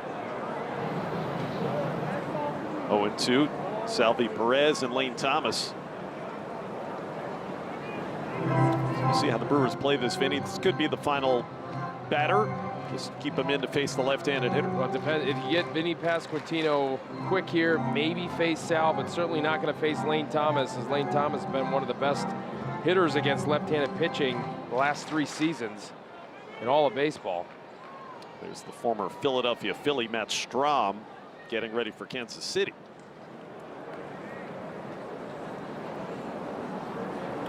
He's got Pasquantino 0-2.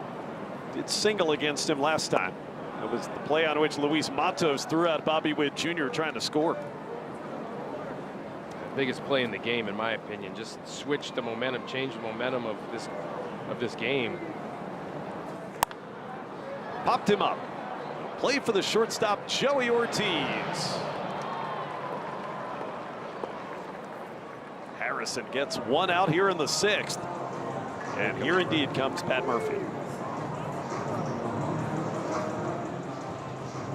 It'll be a job well done for the left-hander. Brewers' new hurler, Kyle Harrison, in line for the win in his 2nd start with the ball club. Yeah, what a phenomenal effort by Kyle Harrison. He's going to feel happy about this one. So Harrison exits. Grant Anderson coming on in the 6th.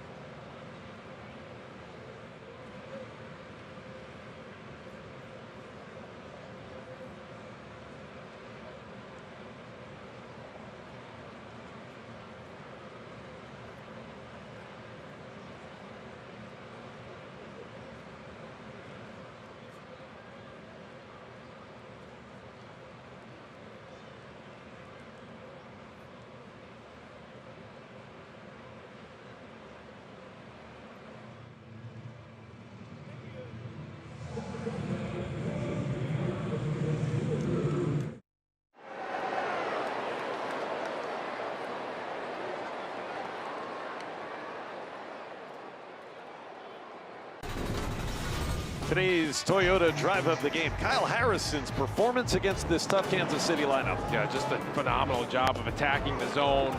Like I said, getting the train back on the tracks after that inning where he gave up a couple of runs in 30 pitches, and just did a phenomenal job of just navigating this lineup. Mixed in that slurve ball a little bit later on the outing too. One that he's going to feel really, really good about after this one. And now it is Grant Anderson. First pitch by Perez into right center. What a try there by Lockridge. Just couldn't get it. And it's going to be a double on the first pitch for the Brewers bullpen today by Salvi Perez. And what an effort by Brandon Lockridge, just not able to glove this one. He is upset with himself because he was there, just could not complete the play. Great jump, great route, and just missed it. And Salvi Perez in there with a double, but take a look, just off the tip of his glove.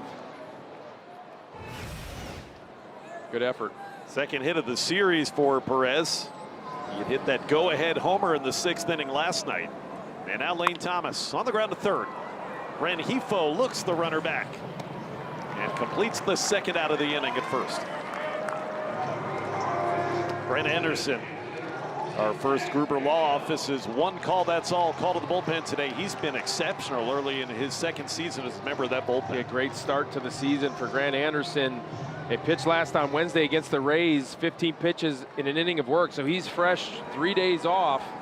Let's see if he can wiggle out of this with 2 outs here. And facing Jack Caglione.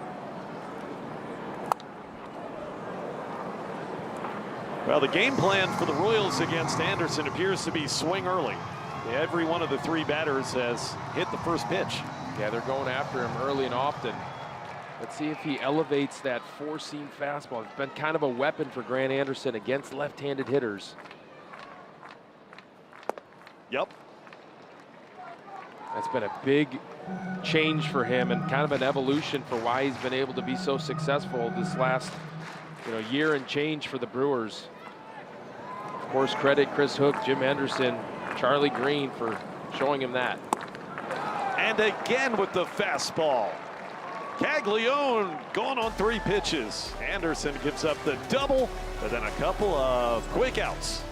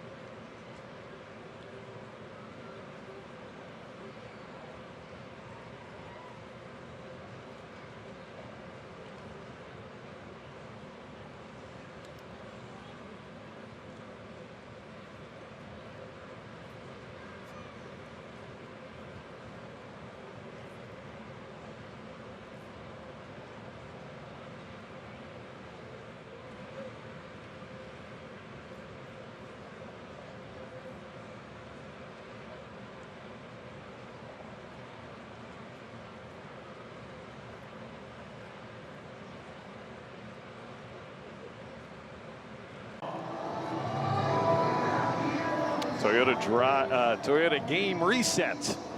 The Brewers with a 4-2 lead as we enter the late innings, trying to win a series in Kansas City.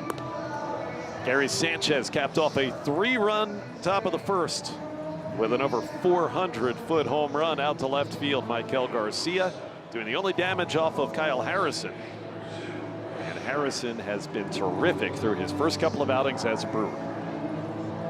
Meanwhile, Matt Strahm, the long-haired lefty, becoming the second pitcher out of the bullpen for the Royals. Coming over to the Royals on a 1-year deal, $7.5 million, 34 years old, last 2 seasons in Philly, 1.87 ERA, 2.74 ERA. He's been really effective. Dealing with Bryce Terang to begin the outing. Take a look at these numbers so far this season. Has yet to give up an earned run. No walks, 3 punch. 2 2/3 innings of work so far. It's mainly 4-seam fastball around 92 and slider. A really effective slider, Josh. Hitters hit just 120 on that pitch last season. And I think this is unofficial, but I believe he has the longest hair in baseball. I wouldn't doubt it. Big card collector, I believe he is. You gotta imagine that Josh Hader at one point was in the running for that, but not quite this long. This is like shoulder, below shoulder length. I'm not sure that Hader can match this. 2-1. Terang is 0 for 3. Did it hit him or did it hit the bat? Must have hit the bat. And then it hit the umpire. Was it off the glove of Sal Perez? I do not think that was a. It's close. Oh, it's just a ball. Beg your pardon. So it's 3-1. Not a foul. And a walk. Good start for the Brewers, although this will be challenged. The catcher is challenging the pitch. Salvi Perez thought that this should be strike 2. It is not. Pitch is the ball. Kansas City has 1 challenge. Brewers for the 2nd straight inning get a leadoff walk. Now let's listen to a message from Aurora Healthcare. 1, 2, 3, Brewers! How does it feel? Amazing. One of my best days ever. Looking for some insurance with a 2-run lead. Here's Luis Rengifo.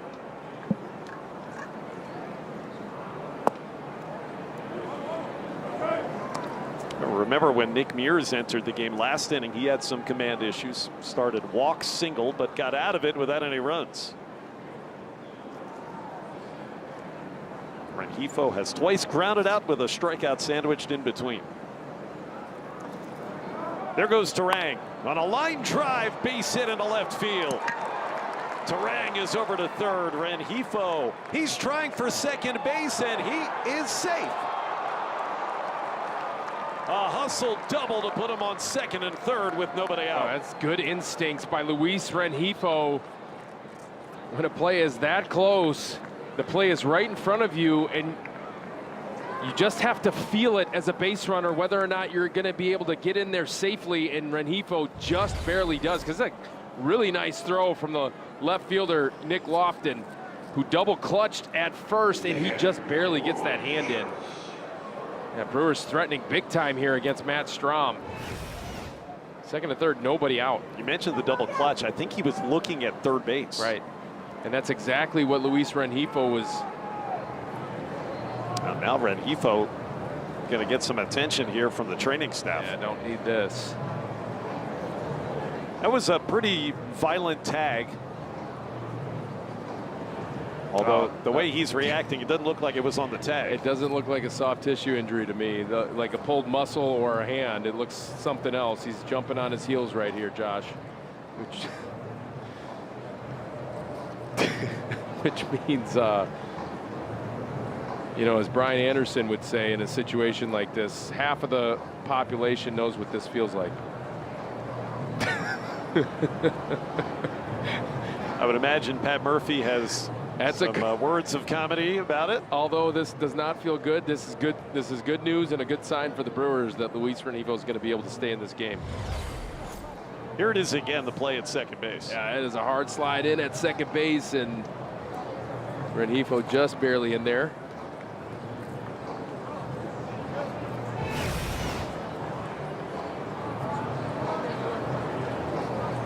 Second double of the series for Rengifo. Infield will come all the way in against Contreras here with nobody out.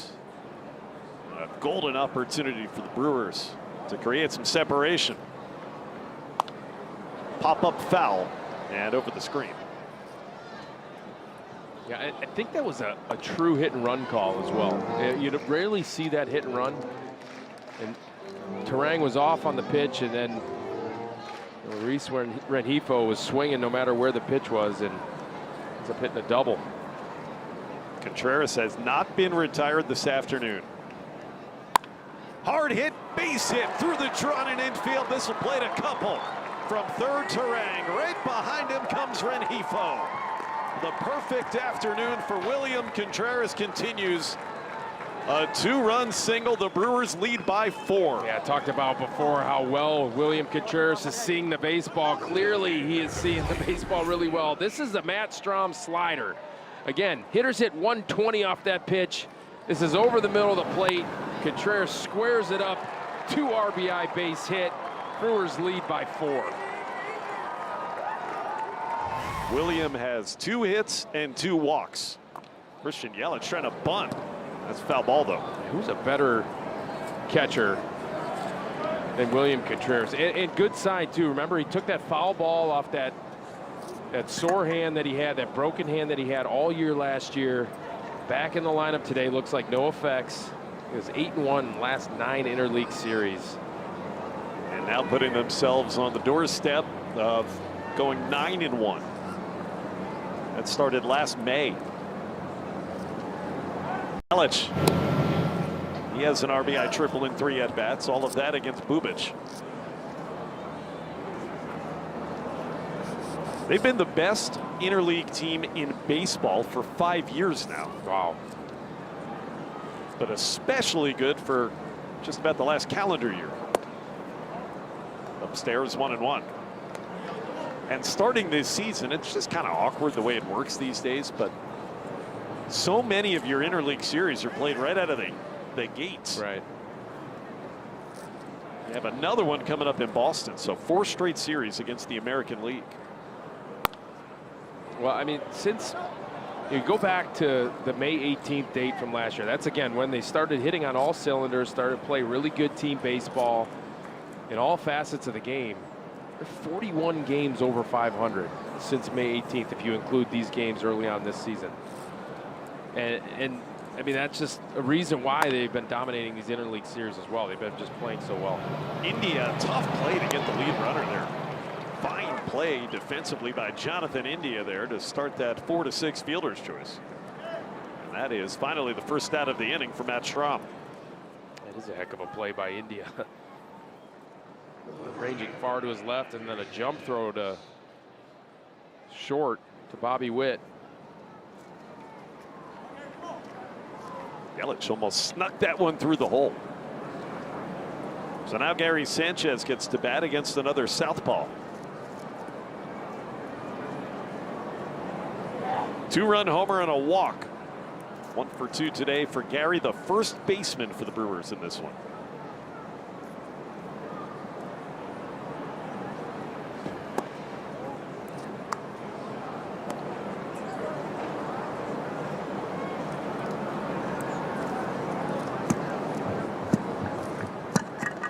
You wouldn't have thought when both Jackson Chourio and Andrew Vaughn went onto the injured list right at the beginning of the season that the Brewers as a team would have been as successful against left-handers as they've been for these first 3 series. But they've had success, and a big reason guys like Gary Sanchez stepping up. You're right.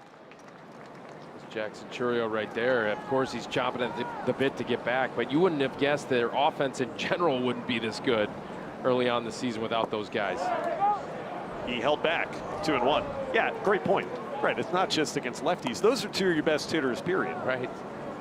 I mean, the job that Andrew Vaughn did when he came aboard from the Chicago White Sox in that deal for Aaron Savale. I mean, we're just kind of wowed by what he did last year. And then, of course, Jackson Churio, your budding star. 3-1 on Sanchez.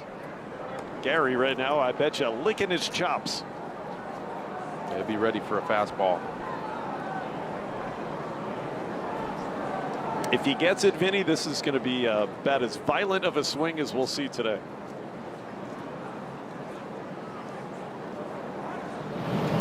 And first, they'll check over on Yelich.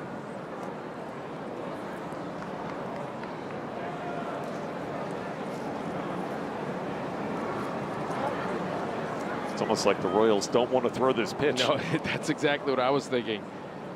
A little bit worried about what they're going to throw right here to Gary. I don't think they're pretending to have a pitch comm issue, but I can't prove that they're not.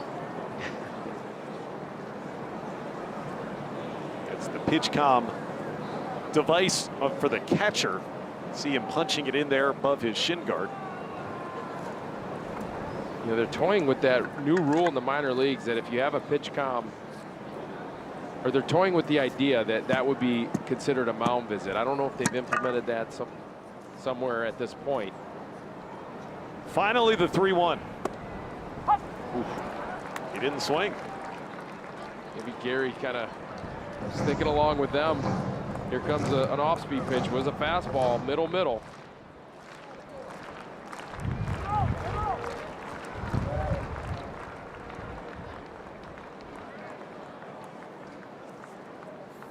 Let's see if they start Christian Yelich here. 3-2 on the batter, 1 out in the inning. He's going on a foul ball. I actually kind of like that rule because you start to get the feeling in watching baseball played with pitch comm for now, what, 5 years, that sometimes there is something nefarious going on. Right. I just to need circumvent the I need a rest. Yeah. The system. The pitch clock. Runner holds. And that is foul by Gary Sanchez. Hard hit. So he'll see an 8th pitch. I think one thing you got to give Major League Baseball, regardless of how you feel about all the rule changes in recent years, you got to give them credit for being very proactive. Right. They've done a nice job with all these different rule changes. Runner goes on a chopper up the third base line. A fair ball this time. Garcia gets Sanchez by a step. Yelich into scoring position with 2 out. This copyrighted telecast is presented by the authority of the Milwaukee Brewers and may not be reproduced or retransmitted in any form, and the accounts and descriptions of this game may not be disseminated without the express written consent of the Milwaukee Brewers. A lot to cheer about today for the Brewers fans here in Kansas City. Now 6-2 thanks to Contreras' 2 RBI single here in the 7th. And Luis Matos, chance to add on now with Yelich leading from second base. One of the rules that they're experimenting with in the minor leagues this year is limiting the disengagements to 1 instead of 2. You can only get 1 pickoff. It's down in the Florida State League, if I'm not mistaken. Think about how runners are just going to run wild in that scenario, right? Although you thought that with the 2, yeah, you know, teams kind of figured out a way to mitigate the running game. Matos got his first hit as a Brewer back last inning. Called a strike. Didn't have to be. 2-1. Remember, the Brewers have exhausted their ABS challenges in this game.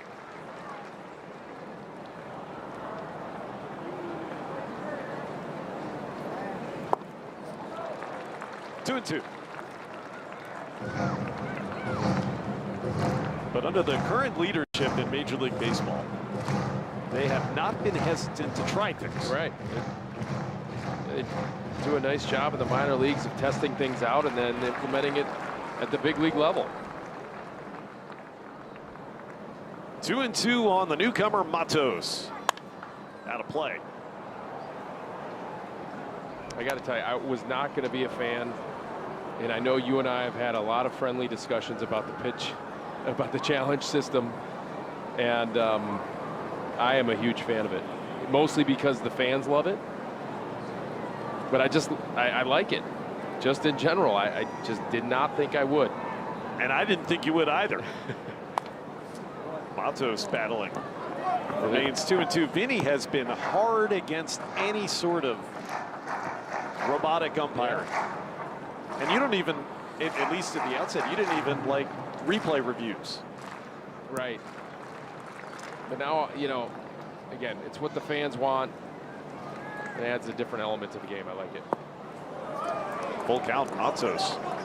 Grinding here against Strom. There's a guy in the commissioner's office who kind of heads this. His name is Morgan Sword, and he's just done a phenomenal job of kind of testing these things out, backing it with research, and they've done a great job of kind of changing these rules up.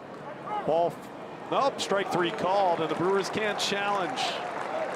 That was a strike, our data tells us, and Matos is out. Brewers add a couple. And now we honor the United States here on this Easter Sunday. Let's listen in for the Kauffman Stadium performance of God Bless America. We'll join in with our public address announcer. Freedom and those who work to defend it. Please join us in singing God Bless America, being performed by Royals Fans Got Talent participant Eric Morello. God bless America, land that I love. Stand beside her and guide her through the night with the light from above. From the mountains to the prairies to the oceans, white with foam. God bless America, my home, sweet home. God bless America, my home, sweet home.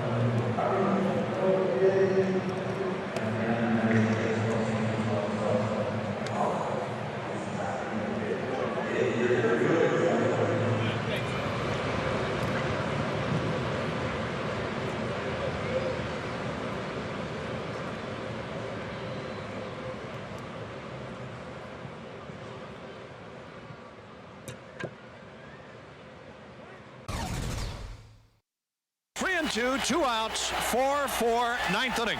The pitch, a swing and a fly ball, right field and deep. Get up and get out of here. Gone for Swaim, and they've done it again. 12 in a row on a 2-run blast by Swaim to win it. Oh my goodness. Holy cow, do you believe it? The great Bob Uecker, Easter Sunday 1987. Team streak. The Brewers, up until last year, that was the longest winning streak that they had in franchise history. And Easter Sunday. That comeback win, and Dale Swaim capping it off. One of the most famous swings in the history of the ball. I was 7 years old. I still remember that, you know, listening and watching that game. I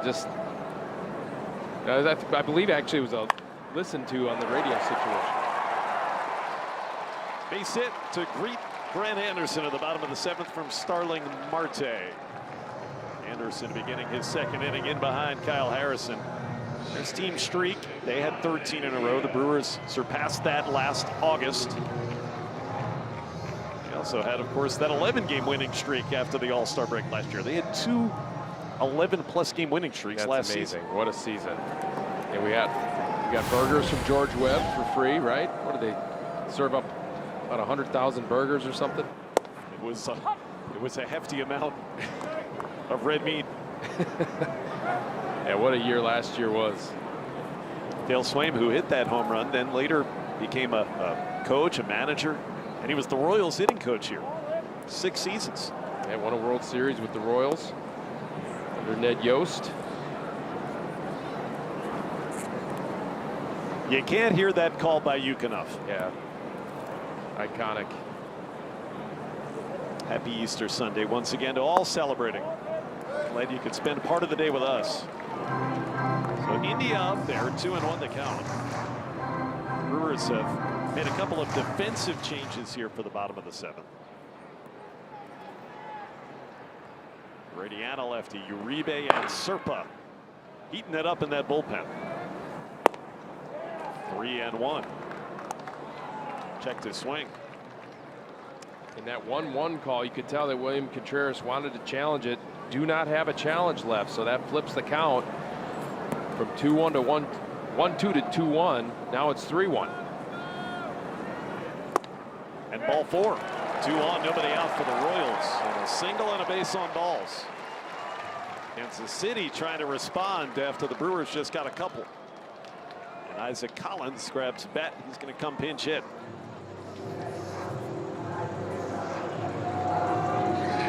Brewers have taken Luis Matos out of the game, so Garrett Mitchell's now in center. Lockridge moved to left. Perkins moved to right.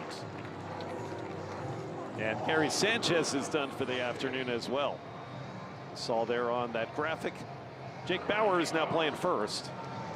And Grant Anderson about to leave them out. So we got a pitching change for the Crew. 2 outs today recorded by Grant Anderson.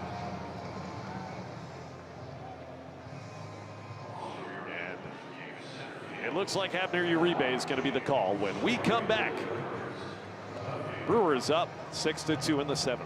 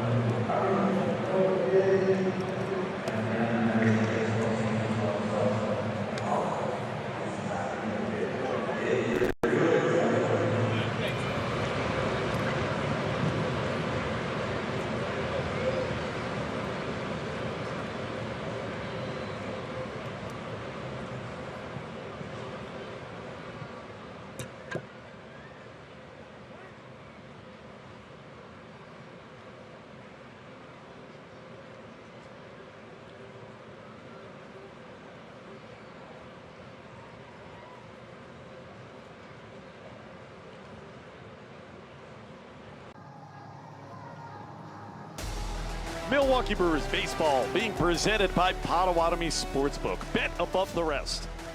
And by Prevagen. Prevagen made for your brain. Abner Uribe is going to come in the 7th inning. And a bit of hot water. 2 on and nobody out, protecting this 4-run lead, Vinny. They threw an inning and a third in yesterday's game. 14 pitches in game 1. Is off to a good start. On a batting average just .091. Hasn't given up a run yet. They have to wiggle it out of this for Grant Anderson. Hopefully get a ground ball double play right here to Isaac Collins. There's the new first baseman, Jake Bowers, who took over for Sanchez for this inning. And Isaac Collins, former Brewer, coming up to pinch hit for Nick Lofton. So the wheels are turning.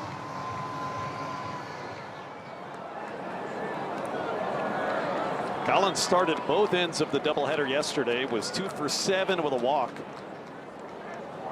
And a big RBI hit, part of that 6-run 6th inning in game 2.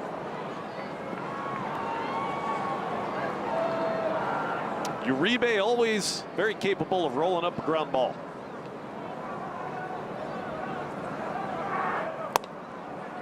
Humps in, a strike with that 2-seamer. 96 from Uribe.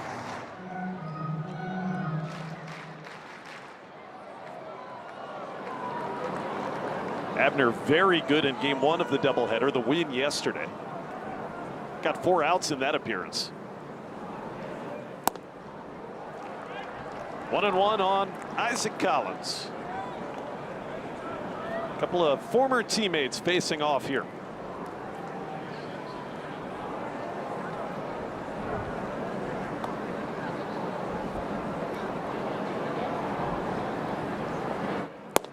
Two and 1. First time this season Uribe's pitched back-to-back days. He did it more than anybody in the team last year, Vinny. And it was a multi-inning appearance in yesterday's game as well. So Murph asking him to bounce back after that. It was game 1 where he pitched.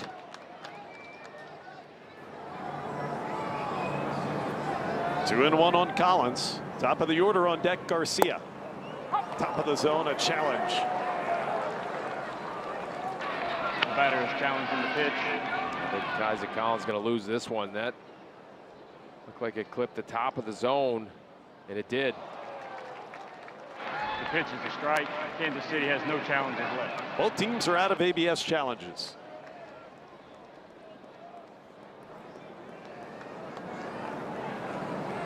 That's the pitch. You talked about this last night, the high strike. That's the hardest for these batters to get used to, the new zone. Right. So 2-2 and a full count. Abner uncharacteristically leaving most of the pitches in this at-bat up in the zone to Isaac Collins, especially that slider, that last pitch. We have not seen that too often from Abner. Got to come after him here, you figure, with Michael Garcia on deck. Nobody out. Off the mask of William Contreras. And again, a sinker at the top of the zone. One of the best in baseball, Isaac Collins, was at not chasing outside the zone. So you're expecting him to chase a slider down.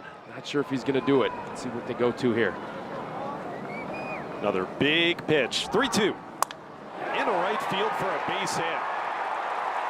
Perkins has it. They will hold Marte at third. The bases are loaded with nobody out, as Isaac Collins gets a pinch hit single against Uribe. 98-mile-per-hour sinker. We've seen that from Isaac Collins a lot, where he will work the at-bat, get himself into a count with 3 balls, and then buggy whip something down in the zone, and that's what he did right there. 98-mile-per-hour sinker down in the zone, just kind of drops the barrel on it. And not sending the runner, smartly so, down 4.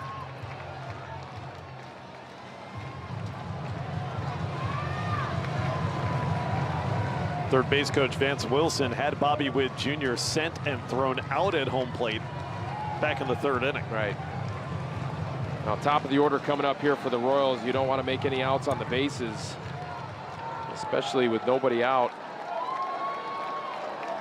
So after a mound visit, here comes the dangerous Garcia. Homered back in the 3rd.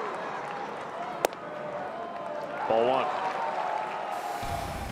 This was the only damage off of Kyle Harrison today. There's an inside fastball, inner 3rd, and But Garcia just got the head out to it for a 2-run homer. 2-0.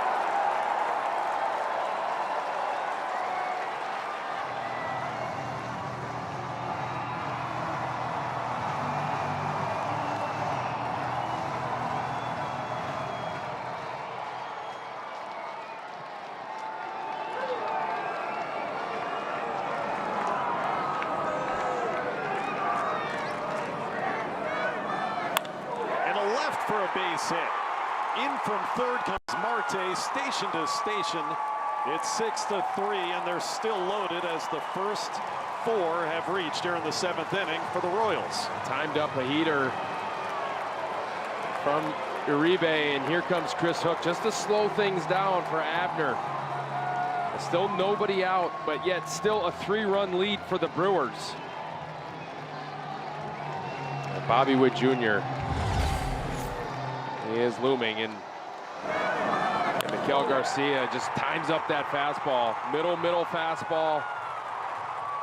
And hits a line drive into left field to bring it within 3 for the Royals.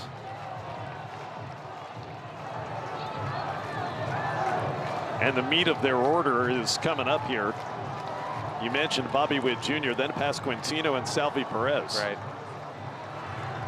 We do have Angel Serpa, the former Royal, still throwing, and he's ready in that bullpen if you need him. And we hadn't seen him in the first 2 games of this series either.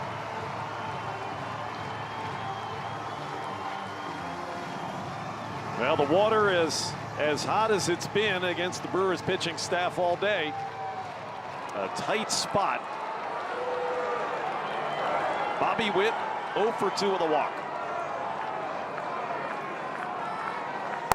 Strike 1 with a slider, knee buckling pitch. A good first pitch slider from Abner Uribe to get ahead of Bobby Witt Jr.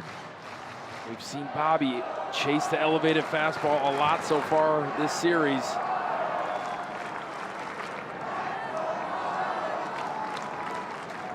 Oh, and 2, he chased the slider that time.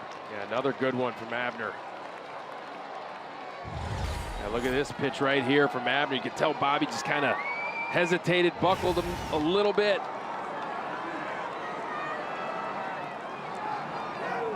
Two strikes, nobody out. That time did not offer. This would be a hard guy to double up. In order to turn 2 on a man as fast as Bobby Witt Jr., it'd have to be a hard ground ball, probably right at one of the infielders. Right. 1-2. Strike 3 called. What a pitch. Just clipped the edge for the first out in the 7th. And even if the Royals wanted to challenge, they're out of them. I did not think Will Little was going to call this a strike. He hesitated a little bit, and he kind of deked me. 99 right on the edge. Cannot place it any better. When you needed a big pitch, Abner Uribe gives Pat Murphy a big pitch and punches out Bobby Witt with the bases loaded. So there's 1 big out, still 2 more to get with the bases loaded, and it'll be the former Kansas City Royal, Angel Serpa, coming on in.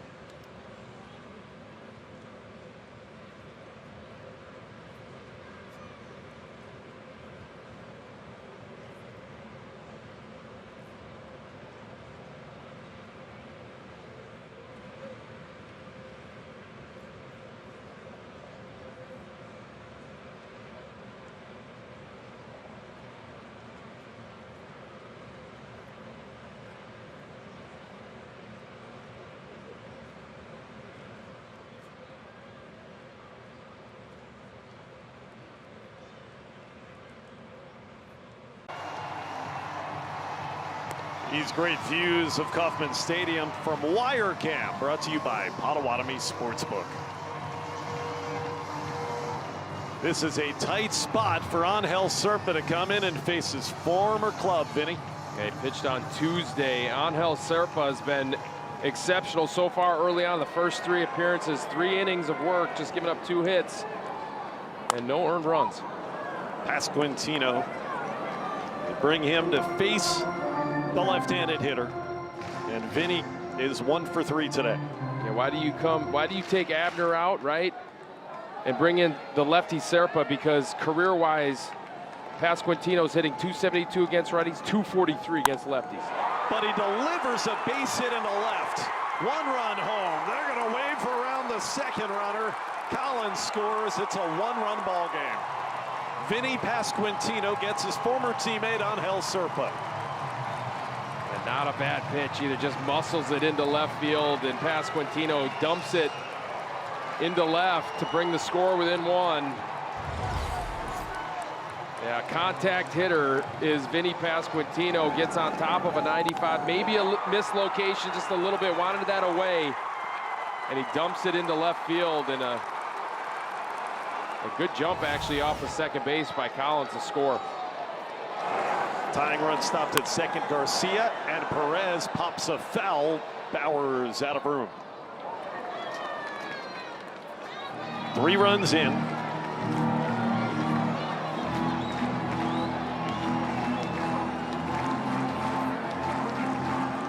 Perez's double last inning came against Grant Anderson. 1 out, first and second. High and deep, center field. Mitchell fighting the sun. Garrett Mitchell finds the ball. That's a big second out as Garcia tags and advances to third. Sal Perez just missed that, didn't he? He stayed inside that slider from Angel Serpa, and they drove it to center field, but just got underneath it, fortunately for the Brewers. Big last out to get against a guy that really does a good job in Lane Thomas against lefties.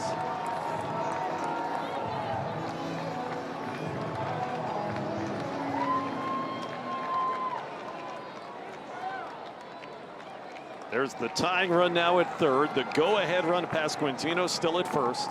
Thomas chops it to short. Joey Ortiz will take the out at first, and the Brewers keep the lead through 7. That is a huge out for Serpa. Kansas City plates 3 runs. 1-run ball game.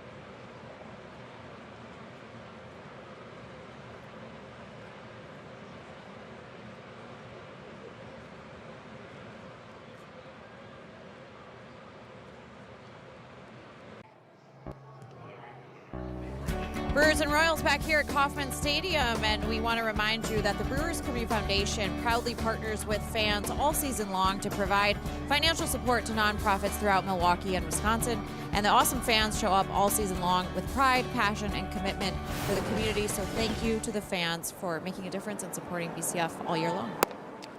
Thank you, Sophia. Steven Cruz, the new pitcher. As we go to the 8th, it's turned into a palm sweater.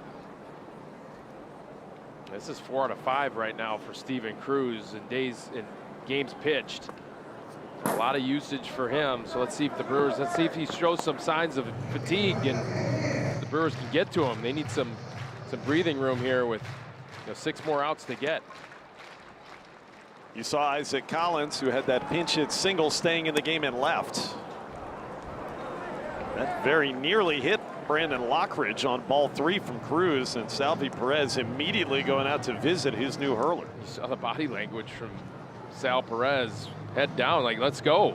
We just scored 3 runs for you. We need some strikes. Look at it, the body language from their captain. Lockridge, Perkins, Ortiz, bottom third of the order due.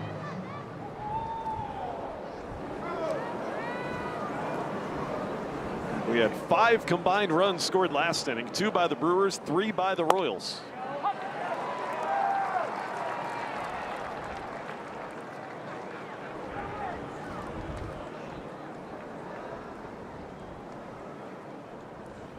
And he walked him.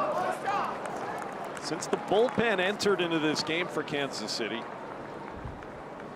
the pitcher has walked the leadoff batter every inning. Mears did it in the 6th. Strom did it in the 7th. And now Cruz does it in the 8th. That walk rate at 12.8%, second in all of baseball. And Major League average is around 8.5%. So they're walking at a very high clip, getting on base often. Perkins squared around, look out. Twisting and turning to avoid getting hit by that Cruz missile. Is that reserved for O'Neill Cruz? I didn't really want to acknowledge it. I heard it. It was good. But no, it was a good one. Now he bunts through the pitch. Big, tall right-hander Steven Cruz, 1-1.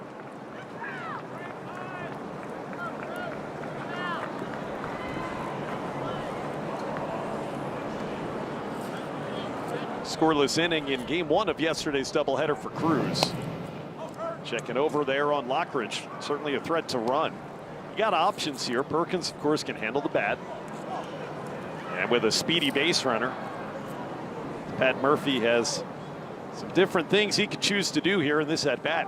Now they put Lockridge in motion, and he is safe. Just beat the throw from Salvi Perez. That was a heck of a throw and an easy pitch to throw on for Sal Perez, and he throws a strike down to second base. And Lockridge just gets in there. Good call. Just beat it. His second stolen base of this series. So now Perkins behind 1-2, but with a man in scoring position. And he struck him out.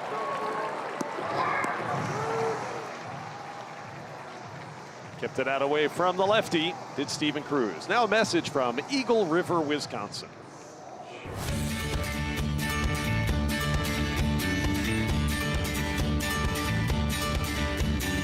Get on deck, Eagle River, Wisconsin.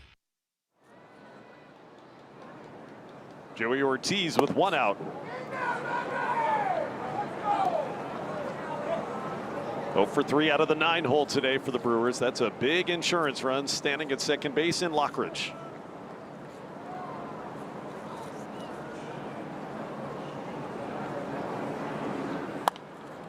Out of play, 1-1. Josh Mauer in for Jeff Levering one more time.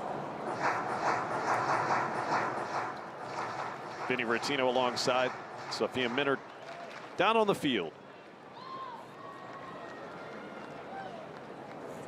Just 2 hits with a runner in scoring position today for the Brewers.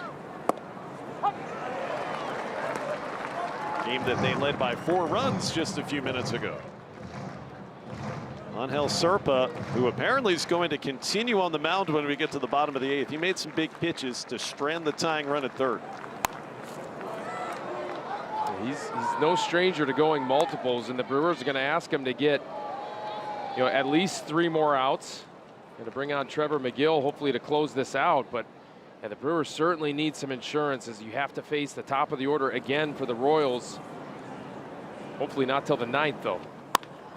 Back through the middle, but at the second baseman, India.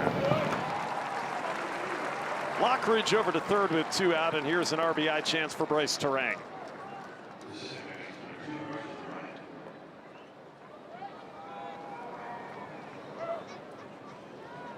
Well, you saw those numbers just a moment ago about how prolific the Brewers have been hitting in general with runners in scoring position.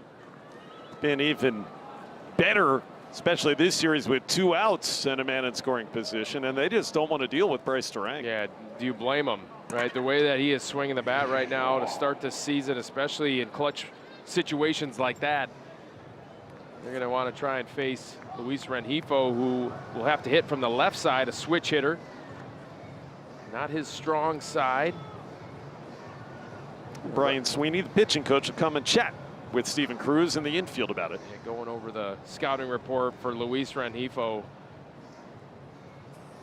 And we'll see what Pat Murphy decides to do. Will he try to steal a run right here? And that's kind of what they're going to go over here in this mound meeting, with bringing all the infielders in to figure out what they're going to do in a first and third situation if Terang does steal. 2+ base runners. We saw yesterday in game 1 of the doubleheader, each team tried that first and third stolen base play.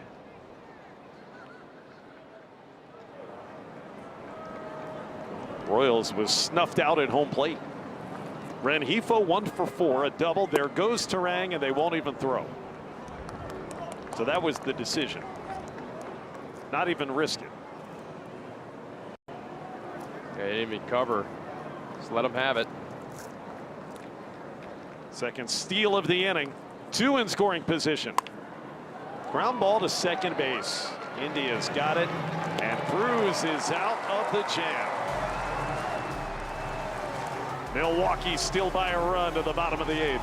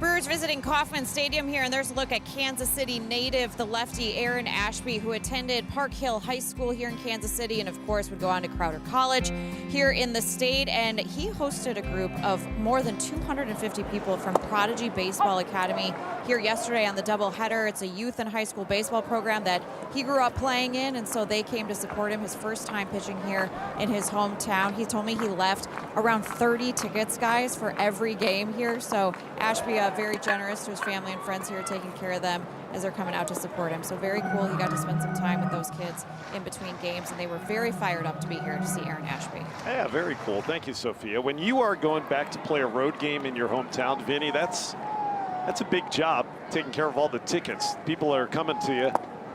Can I get in? Can you hook me up? Yeah, there's a responsibility to it for sure. You want to make sure that and that's cool that you see Aaron Ashby giving back to his roots and the program that he grew up playing for. Jack Caglione against Angel Serpa. Chases the slider for strike 3. Yeah, just a filthy slider from Angel Serpa right there. You know, not only does he get ground balls at a very high clip with the sinker, but he's got that weapon in his back pocket as well. 86 mile/hour slider. No shot for Caglione. He has struck out 3 times today. Starling Marte began the 3-run rally last inning with a single. Bluffed that bunt. Getting the attention of Rengifo over at third base.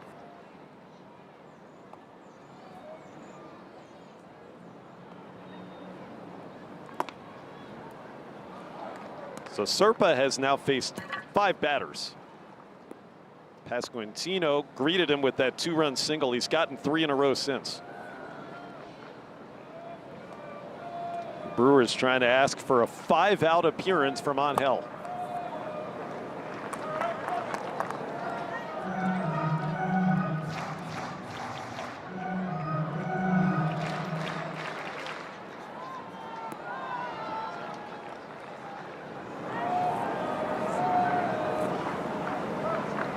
Connor Dawson, the new hitting coach for the Royals, coming over from the Brewers where he had spent the past few seasons. Connor's got a great beard. He's been growing that thing for a couple of years, hasn't he? Yes. Man, that thing. Like a member of ZZ Top or something. I love that, yeah. I don't know the last time he used a razor. Very popular in that Brewers clubhouse. Marte on the ground, Rengifo to his left. 2 out. The kid, get in on Kids Cheer free this spring. Buy a Terrace ticket to either matchup April 12th or April 26th, and you'll get a free kids ticket. Plus enjoy family-friendly activities at the game. Learn more at brewers.com/Family Sundays. Got one coming up. American Family Field a week from today. Nationals in town. 2 outs for Serpa with this 1-run lead, and India took a ball. Connor Dawson was, I know, sad to leave the Brewers organization. They didn't want to lose him, but he's a Kansas City native. Right. This was an opportunity for him to come home. Oh, that's right. Well thought of over here with the Milwaukee Brewers organization. I know Christian Yelich leaned on him quite a bit last couple of seasons. And they're happy to have him here in Kansas City.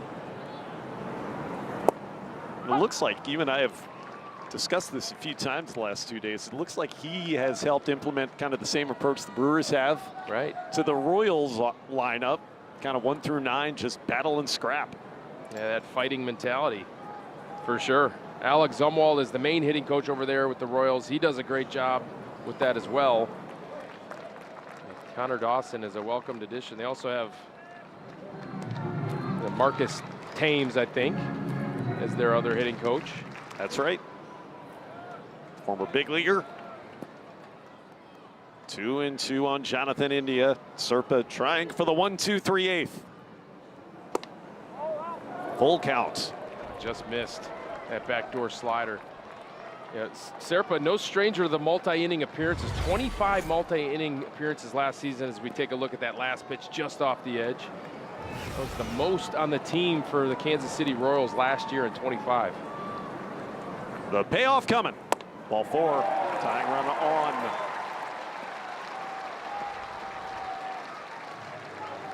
It's a big walk too. Why? Because if you do get Nick Lofton here, or I'm sorry, Isaac Collins here to end the inning, you're going to ask Trevor McGill to face the top of the order for the Kansas City Royals. They're also going to put in a speedster here to run for Jonathan India at first base. There's Tyler Tolbert, who's one of the fastest guys in the league.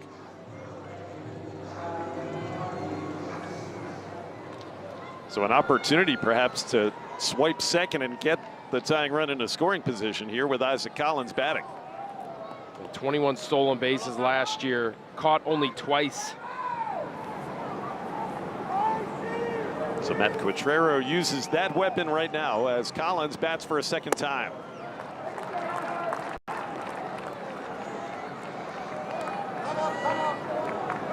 Chris Hook noticed something there and stops play before the 1-0 pitch. Yeah, I think what Chris Hook is going to tell him right here is say, look, don't try to be too quick in your delivery. We saw that from Serpa on that first pitch, how quick he tried to be with that slide step because of the base running threat of Tolbert. Just go ahead, get the hitter, and let's get out of this thing and go to the 9th. Yeah, he may steal second on you, but as long as you get Isaac Collins out, that doesn't matter. Yeah, this kid is a prolific base stealer. Look at how fast and quick that is, that slide step. I mean, that is under a second right there of delivering that pitch to home. That's too quick. Left it up and out arm side.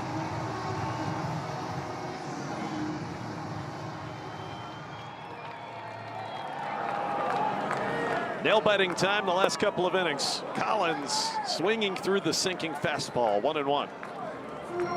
6 seasons in the minor leagues for Tolbert. Let's take a look at that last pitch. That's a good finish on that sinker to the outside part of the plate.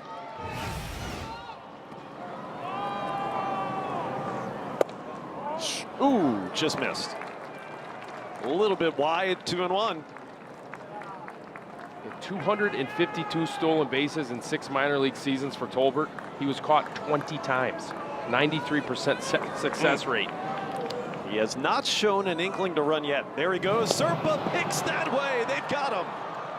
Bowers, Terang, and he's out. The inning is over. That's one way to negate the base stealing threat. Just pick them off. And we head to the 9th with the Brewers up a run.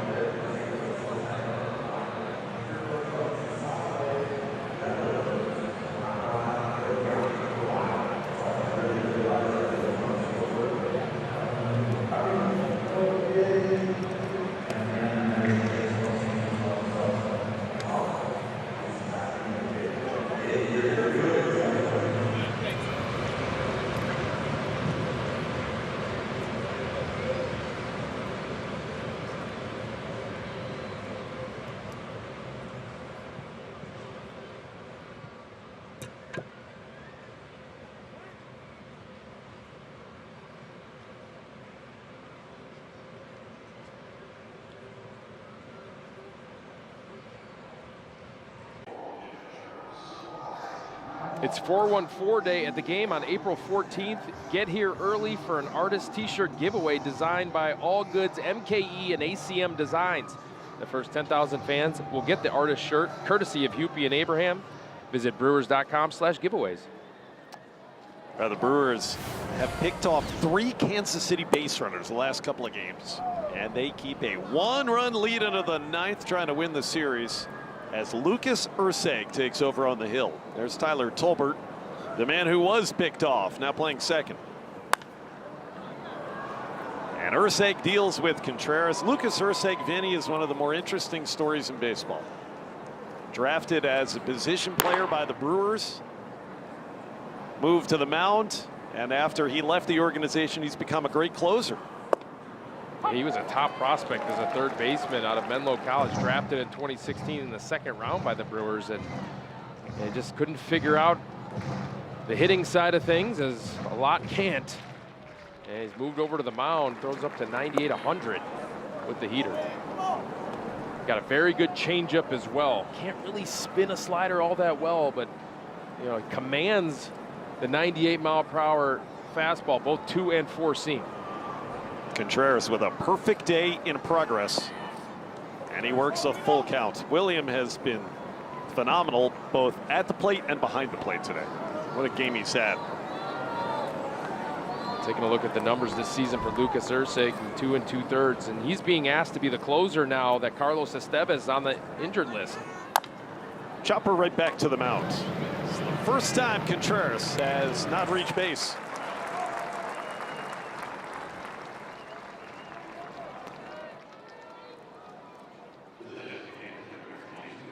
Saw Trevor McGill getting loose for the bottom of the 9th inning. Another thing that pickoff did by Serpa, Vinny, it means that you're not going to have Michael Garcia lead off.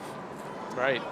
I mean, look, and Isaac Collins has been swinging the bat well, so really pick your poison there, quite frankly. But then you just don't have to face potentially, you know, some of the bigger bats, you know, between Pasquantino and Sal Perez next inning. Here it was. It just lifts up, picks off over to Jake, and good job by Jake to get Tolbert running, and then Terang's able to complete it. Yelich behind 0-2. It's the one mistake you can make, even if you're a very good base runner. If you leave too early with a left-handed pitcher on the mound, they can see you. Right. They're looking in your direction. Looking So right Serpa at you. saw. Yeah, Tyler Tolbert took a couple of steps.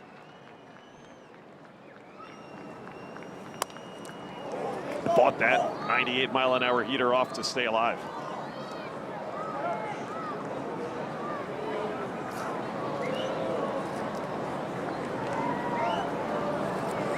Brewers would love to add on another run or two to give Trevor McGill some breathing room.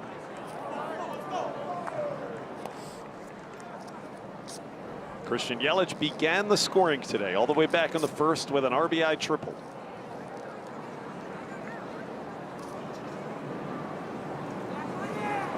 Look out. Coming down and in, avoided getting hit by the pitch on ball 2.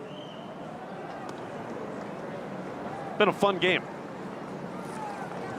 Punch, counter punch.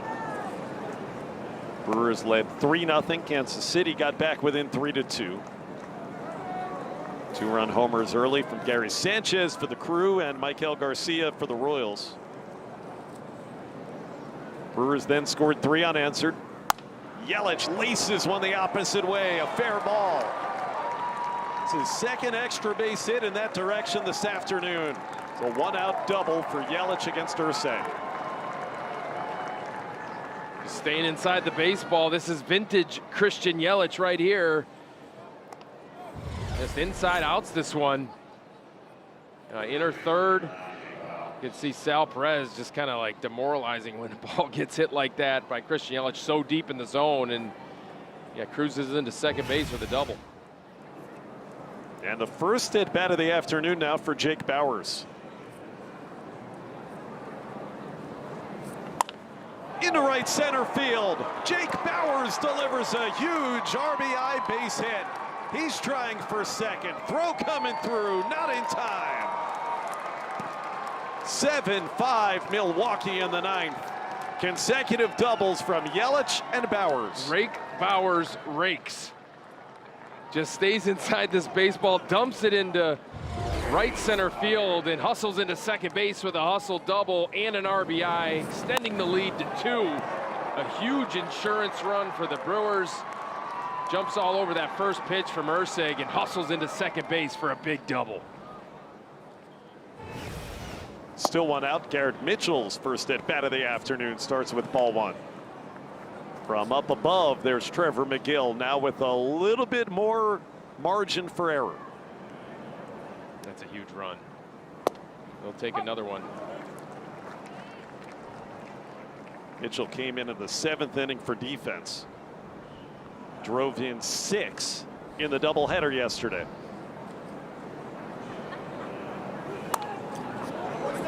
Garrett Mitchell probably thinking, what do I got to do to get in the lineup? But it was Bubic that kept him out of the lineup, right? Tough lefty.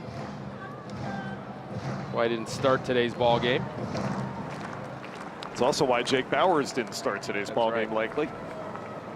Well, nice weapons off the bench to have for Pat Murphy. Whoa, that sailed out of the arm. Urseg with a very wild pitch. And now Bauers is 90 feet away from scoring the 2nd run of the inning. Slipped out of the hand of Lucas Urseg. He hit the ball. Not sure if this was a slider that, yeah, it looks like a slider that just kind of went the other way, slipped out of his hand. Infield in.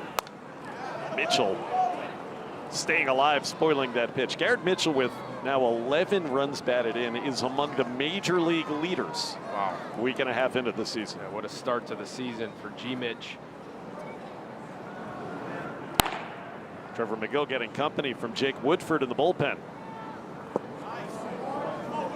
That's a good take, isn't it? Yeah, it is. And you know what? You're hearing a lot of chatter from Daniel Vogelback saying, nice. Get another good one to hit. You hear him all game long being encouraging with high energy to the hitters. Hitters can feel that. They can hear that from the batter's box. Daniel Vogelback has made an impact so far this season in the Brewers hitting staff. Look at those RBI leaders. Garrett Mitchell right there, number 3. Tied for 2nd.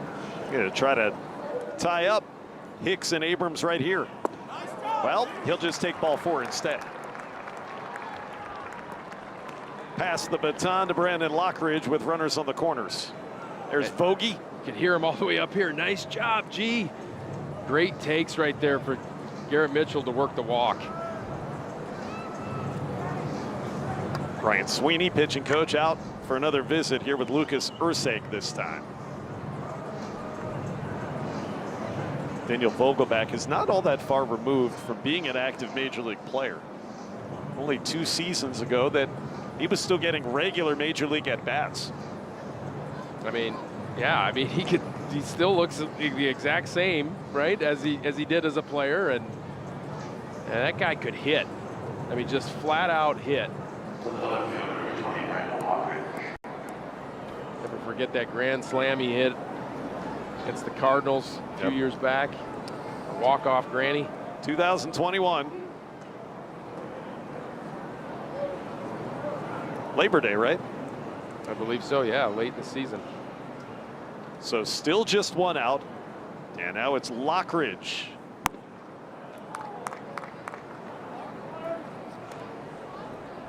Lockridge has been at the plate 4 times and has 1 official at bat. A ground out. Infield's going to stay in. There goes the runner. They throw through to second base, and now Mitchell's going to get tagged out. That time it backfires on the Brewers. 2 out in the inning as Bauers remains at 3rd. Yeah, something got missed there. I mean, Garrett Mitchell, I believe you have to stop a little bit sooner. If this was the 1st and 3rd play, you could see him looking in. He ran too far into the baseline. 2-1 now on Brandon Lockridge. So now it'll take a base hit, likely for the Brewers to add that 2nd insurance run here in the 9th inning. And it's 2-2. Bottom of the 9th for Kansas City. They'll be chasing at least a couple. It'll be the 9 1-2 hitters, as we discussed. Isaac Collins, then Michael Garcia, and Bobby Witt. Looking like that'll be against Trevor McGill.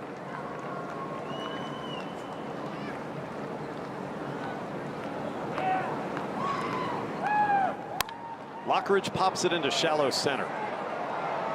Long run in for Lane Thomas. Wow, he misjudged it. It falls, and the Brewers add run number 8. Lane Thomas, a bad break, and Lockridge gets an RBI knock. Yeah, it's another huge insurance run to extend the lead to 3, and Lockridge getting rewarded for just putting the ball in play off a slider off the end of the bat, just dumps it into center field. And let's take a look at that jump. You can see Lane Thomas takes that step back, and it falls right in front of him. And you can see Lucas Ursig just demoralizing when your outfielder does not come up with it. Close play at first, but Lockridge got in safely on a pickoff. Stop me if you've heard this one. The Brewers just added a 2-out run. Just continue to add. Just a fun brand of baseball, isn't it?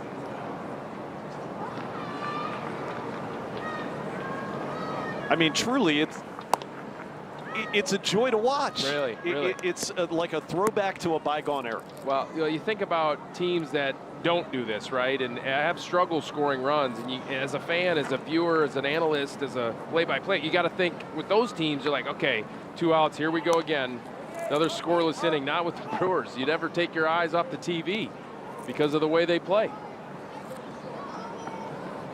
Always a threat.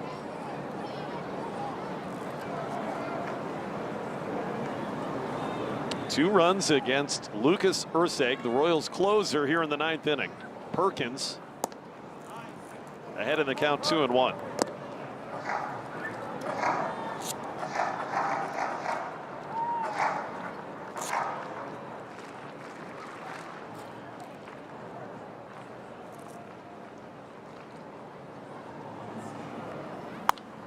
Out of play, 2-2. Lockridge has had some big 2-out hits. Driven in 4 runs in the season now. Doing a great job. Kind of essentially helping fill in for Jackson Churio in the outfield. Yeah, he really has been off to a great start. Made some swing adjustments in the offseason. Paid off. Got him on a high, hard one. Ursig gets Perkins, and that retires the side, but not before the Brewers and that man, Trevor McGill. Couple of runs of insurance as we go to the bottom of the 9th.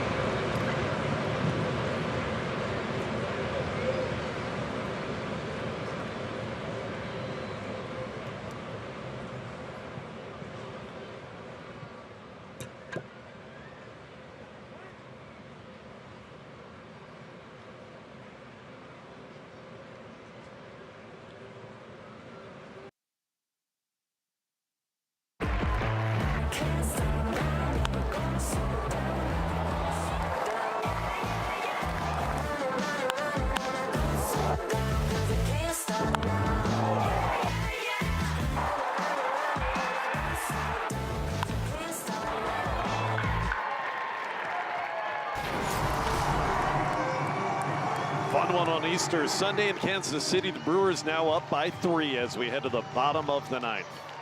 And it's Trevor McGill pitching back-to-back days for the Brewers. He threw 22 pitches in game 1 of the doubleheader yesterday, where he converted a save, his 2nd of the season, trying to go for his 3rd of the season. Gonna have to go 9-1-2 through this Royals lineup. A big first out to get here with Isaac Collins. The Royals need a couple of base runners to have a chance. Collins was at the plate when Tolbert was picked off last inning.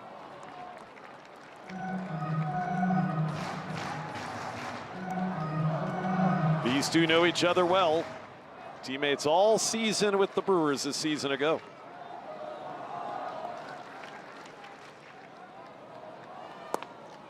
One and one.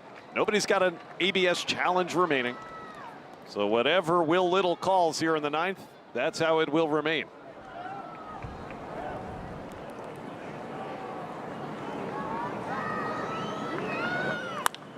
To right field, well struck. Perkins back with a play. Collins got on top of that. Yeah, he did. Yeah, again, talk about a buggy whip. That's what Isaac Collins does. He really whips that bat through the zone, gets on top of this high fastball, and Blake Perkins reads it perfectly, cruises back to the spot, and gets the first out. That's the luxury of having 3 center fielders out there right now. Lockridge in left, Mitchell in center, and Blake Perkins in right. Michael Garcia.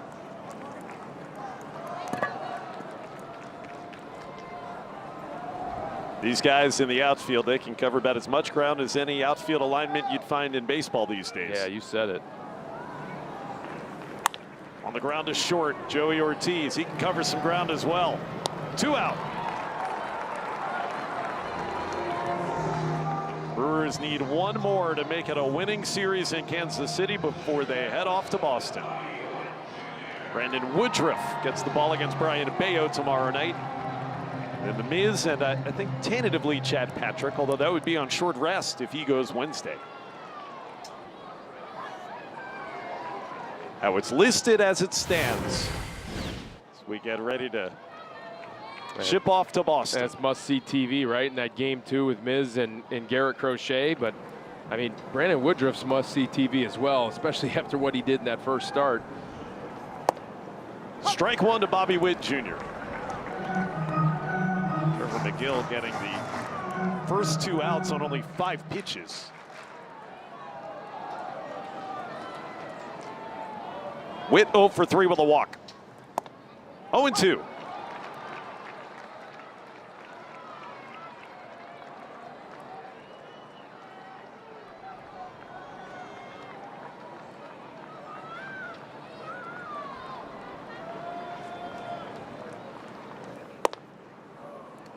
Remember, McGill had a couple of his curveballs challenged and overturned in that 9th inning yesterday from strikes to balls, but Royals don't have that luxury to do that to him here today if they need it.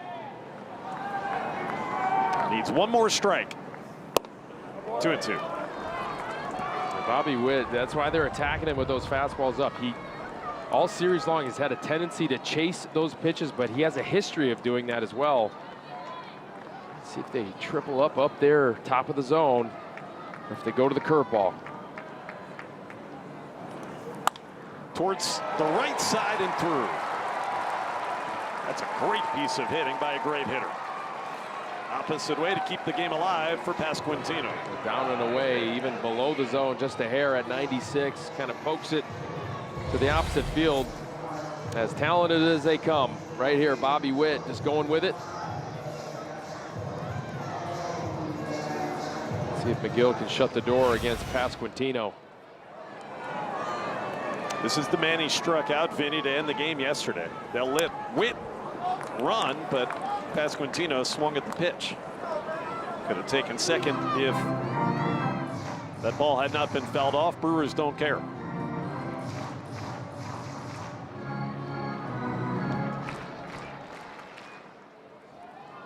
Struck him out with a perfectly placed fastball to end the game yesterday afternoon. And drives it to deep right. Blake Perkins is back. Blake Perkins is there, and the Brewers win another series. 3 in a row to start 2026. Back and forth rubber match today in Kansas City, and Milwaukee holds on 8-5. I tell you what, this is a good win by the Milwaukee Brewers to win the series after a tough day yesterday with the doubleheader, just a long day, and now Brewers are 9-1 in the last 10 interleague series.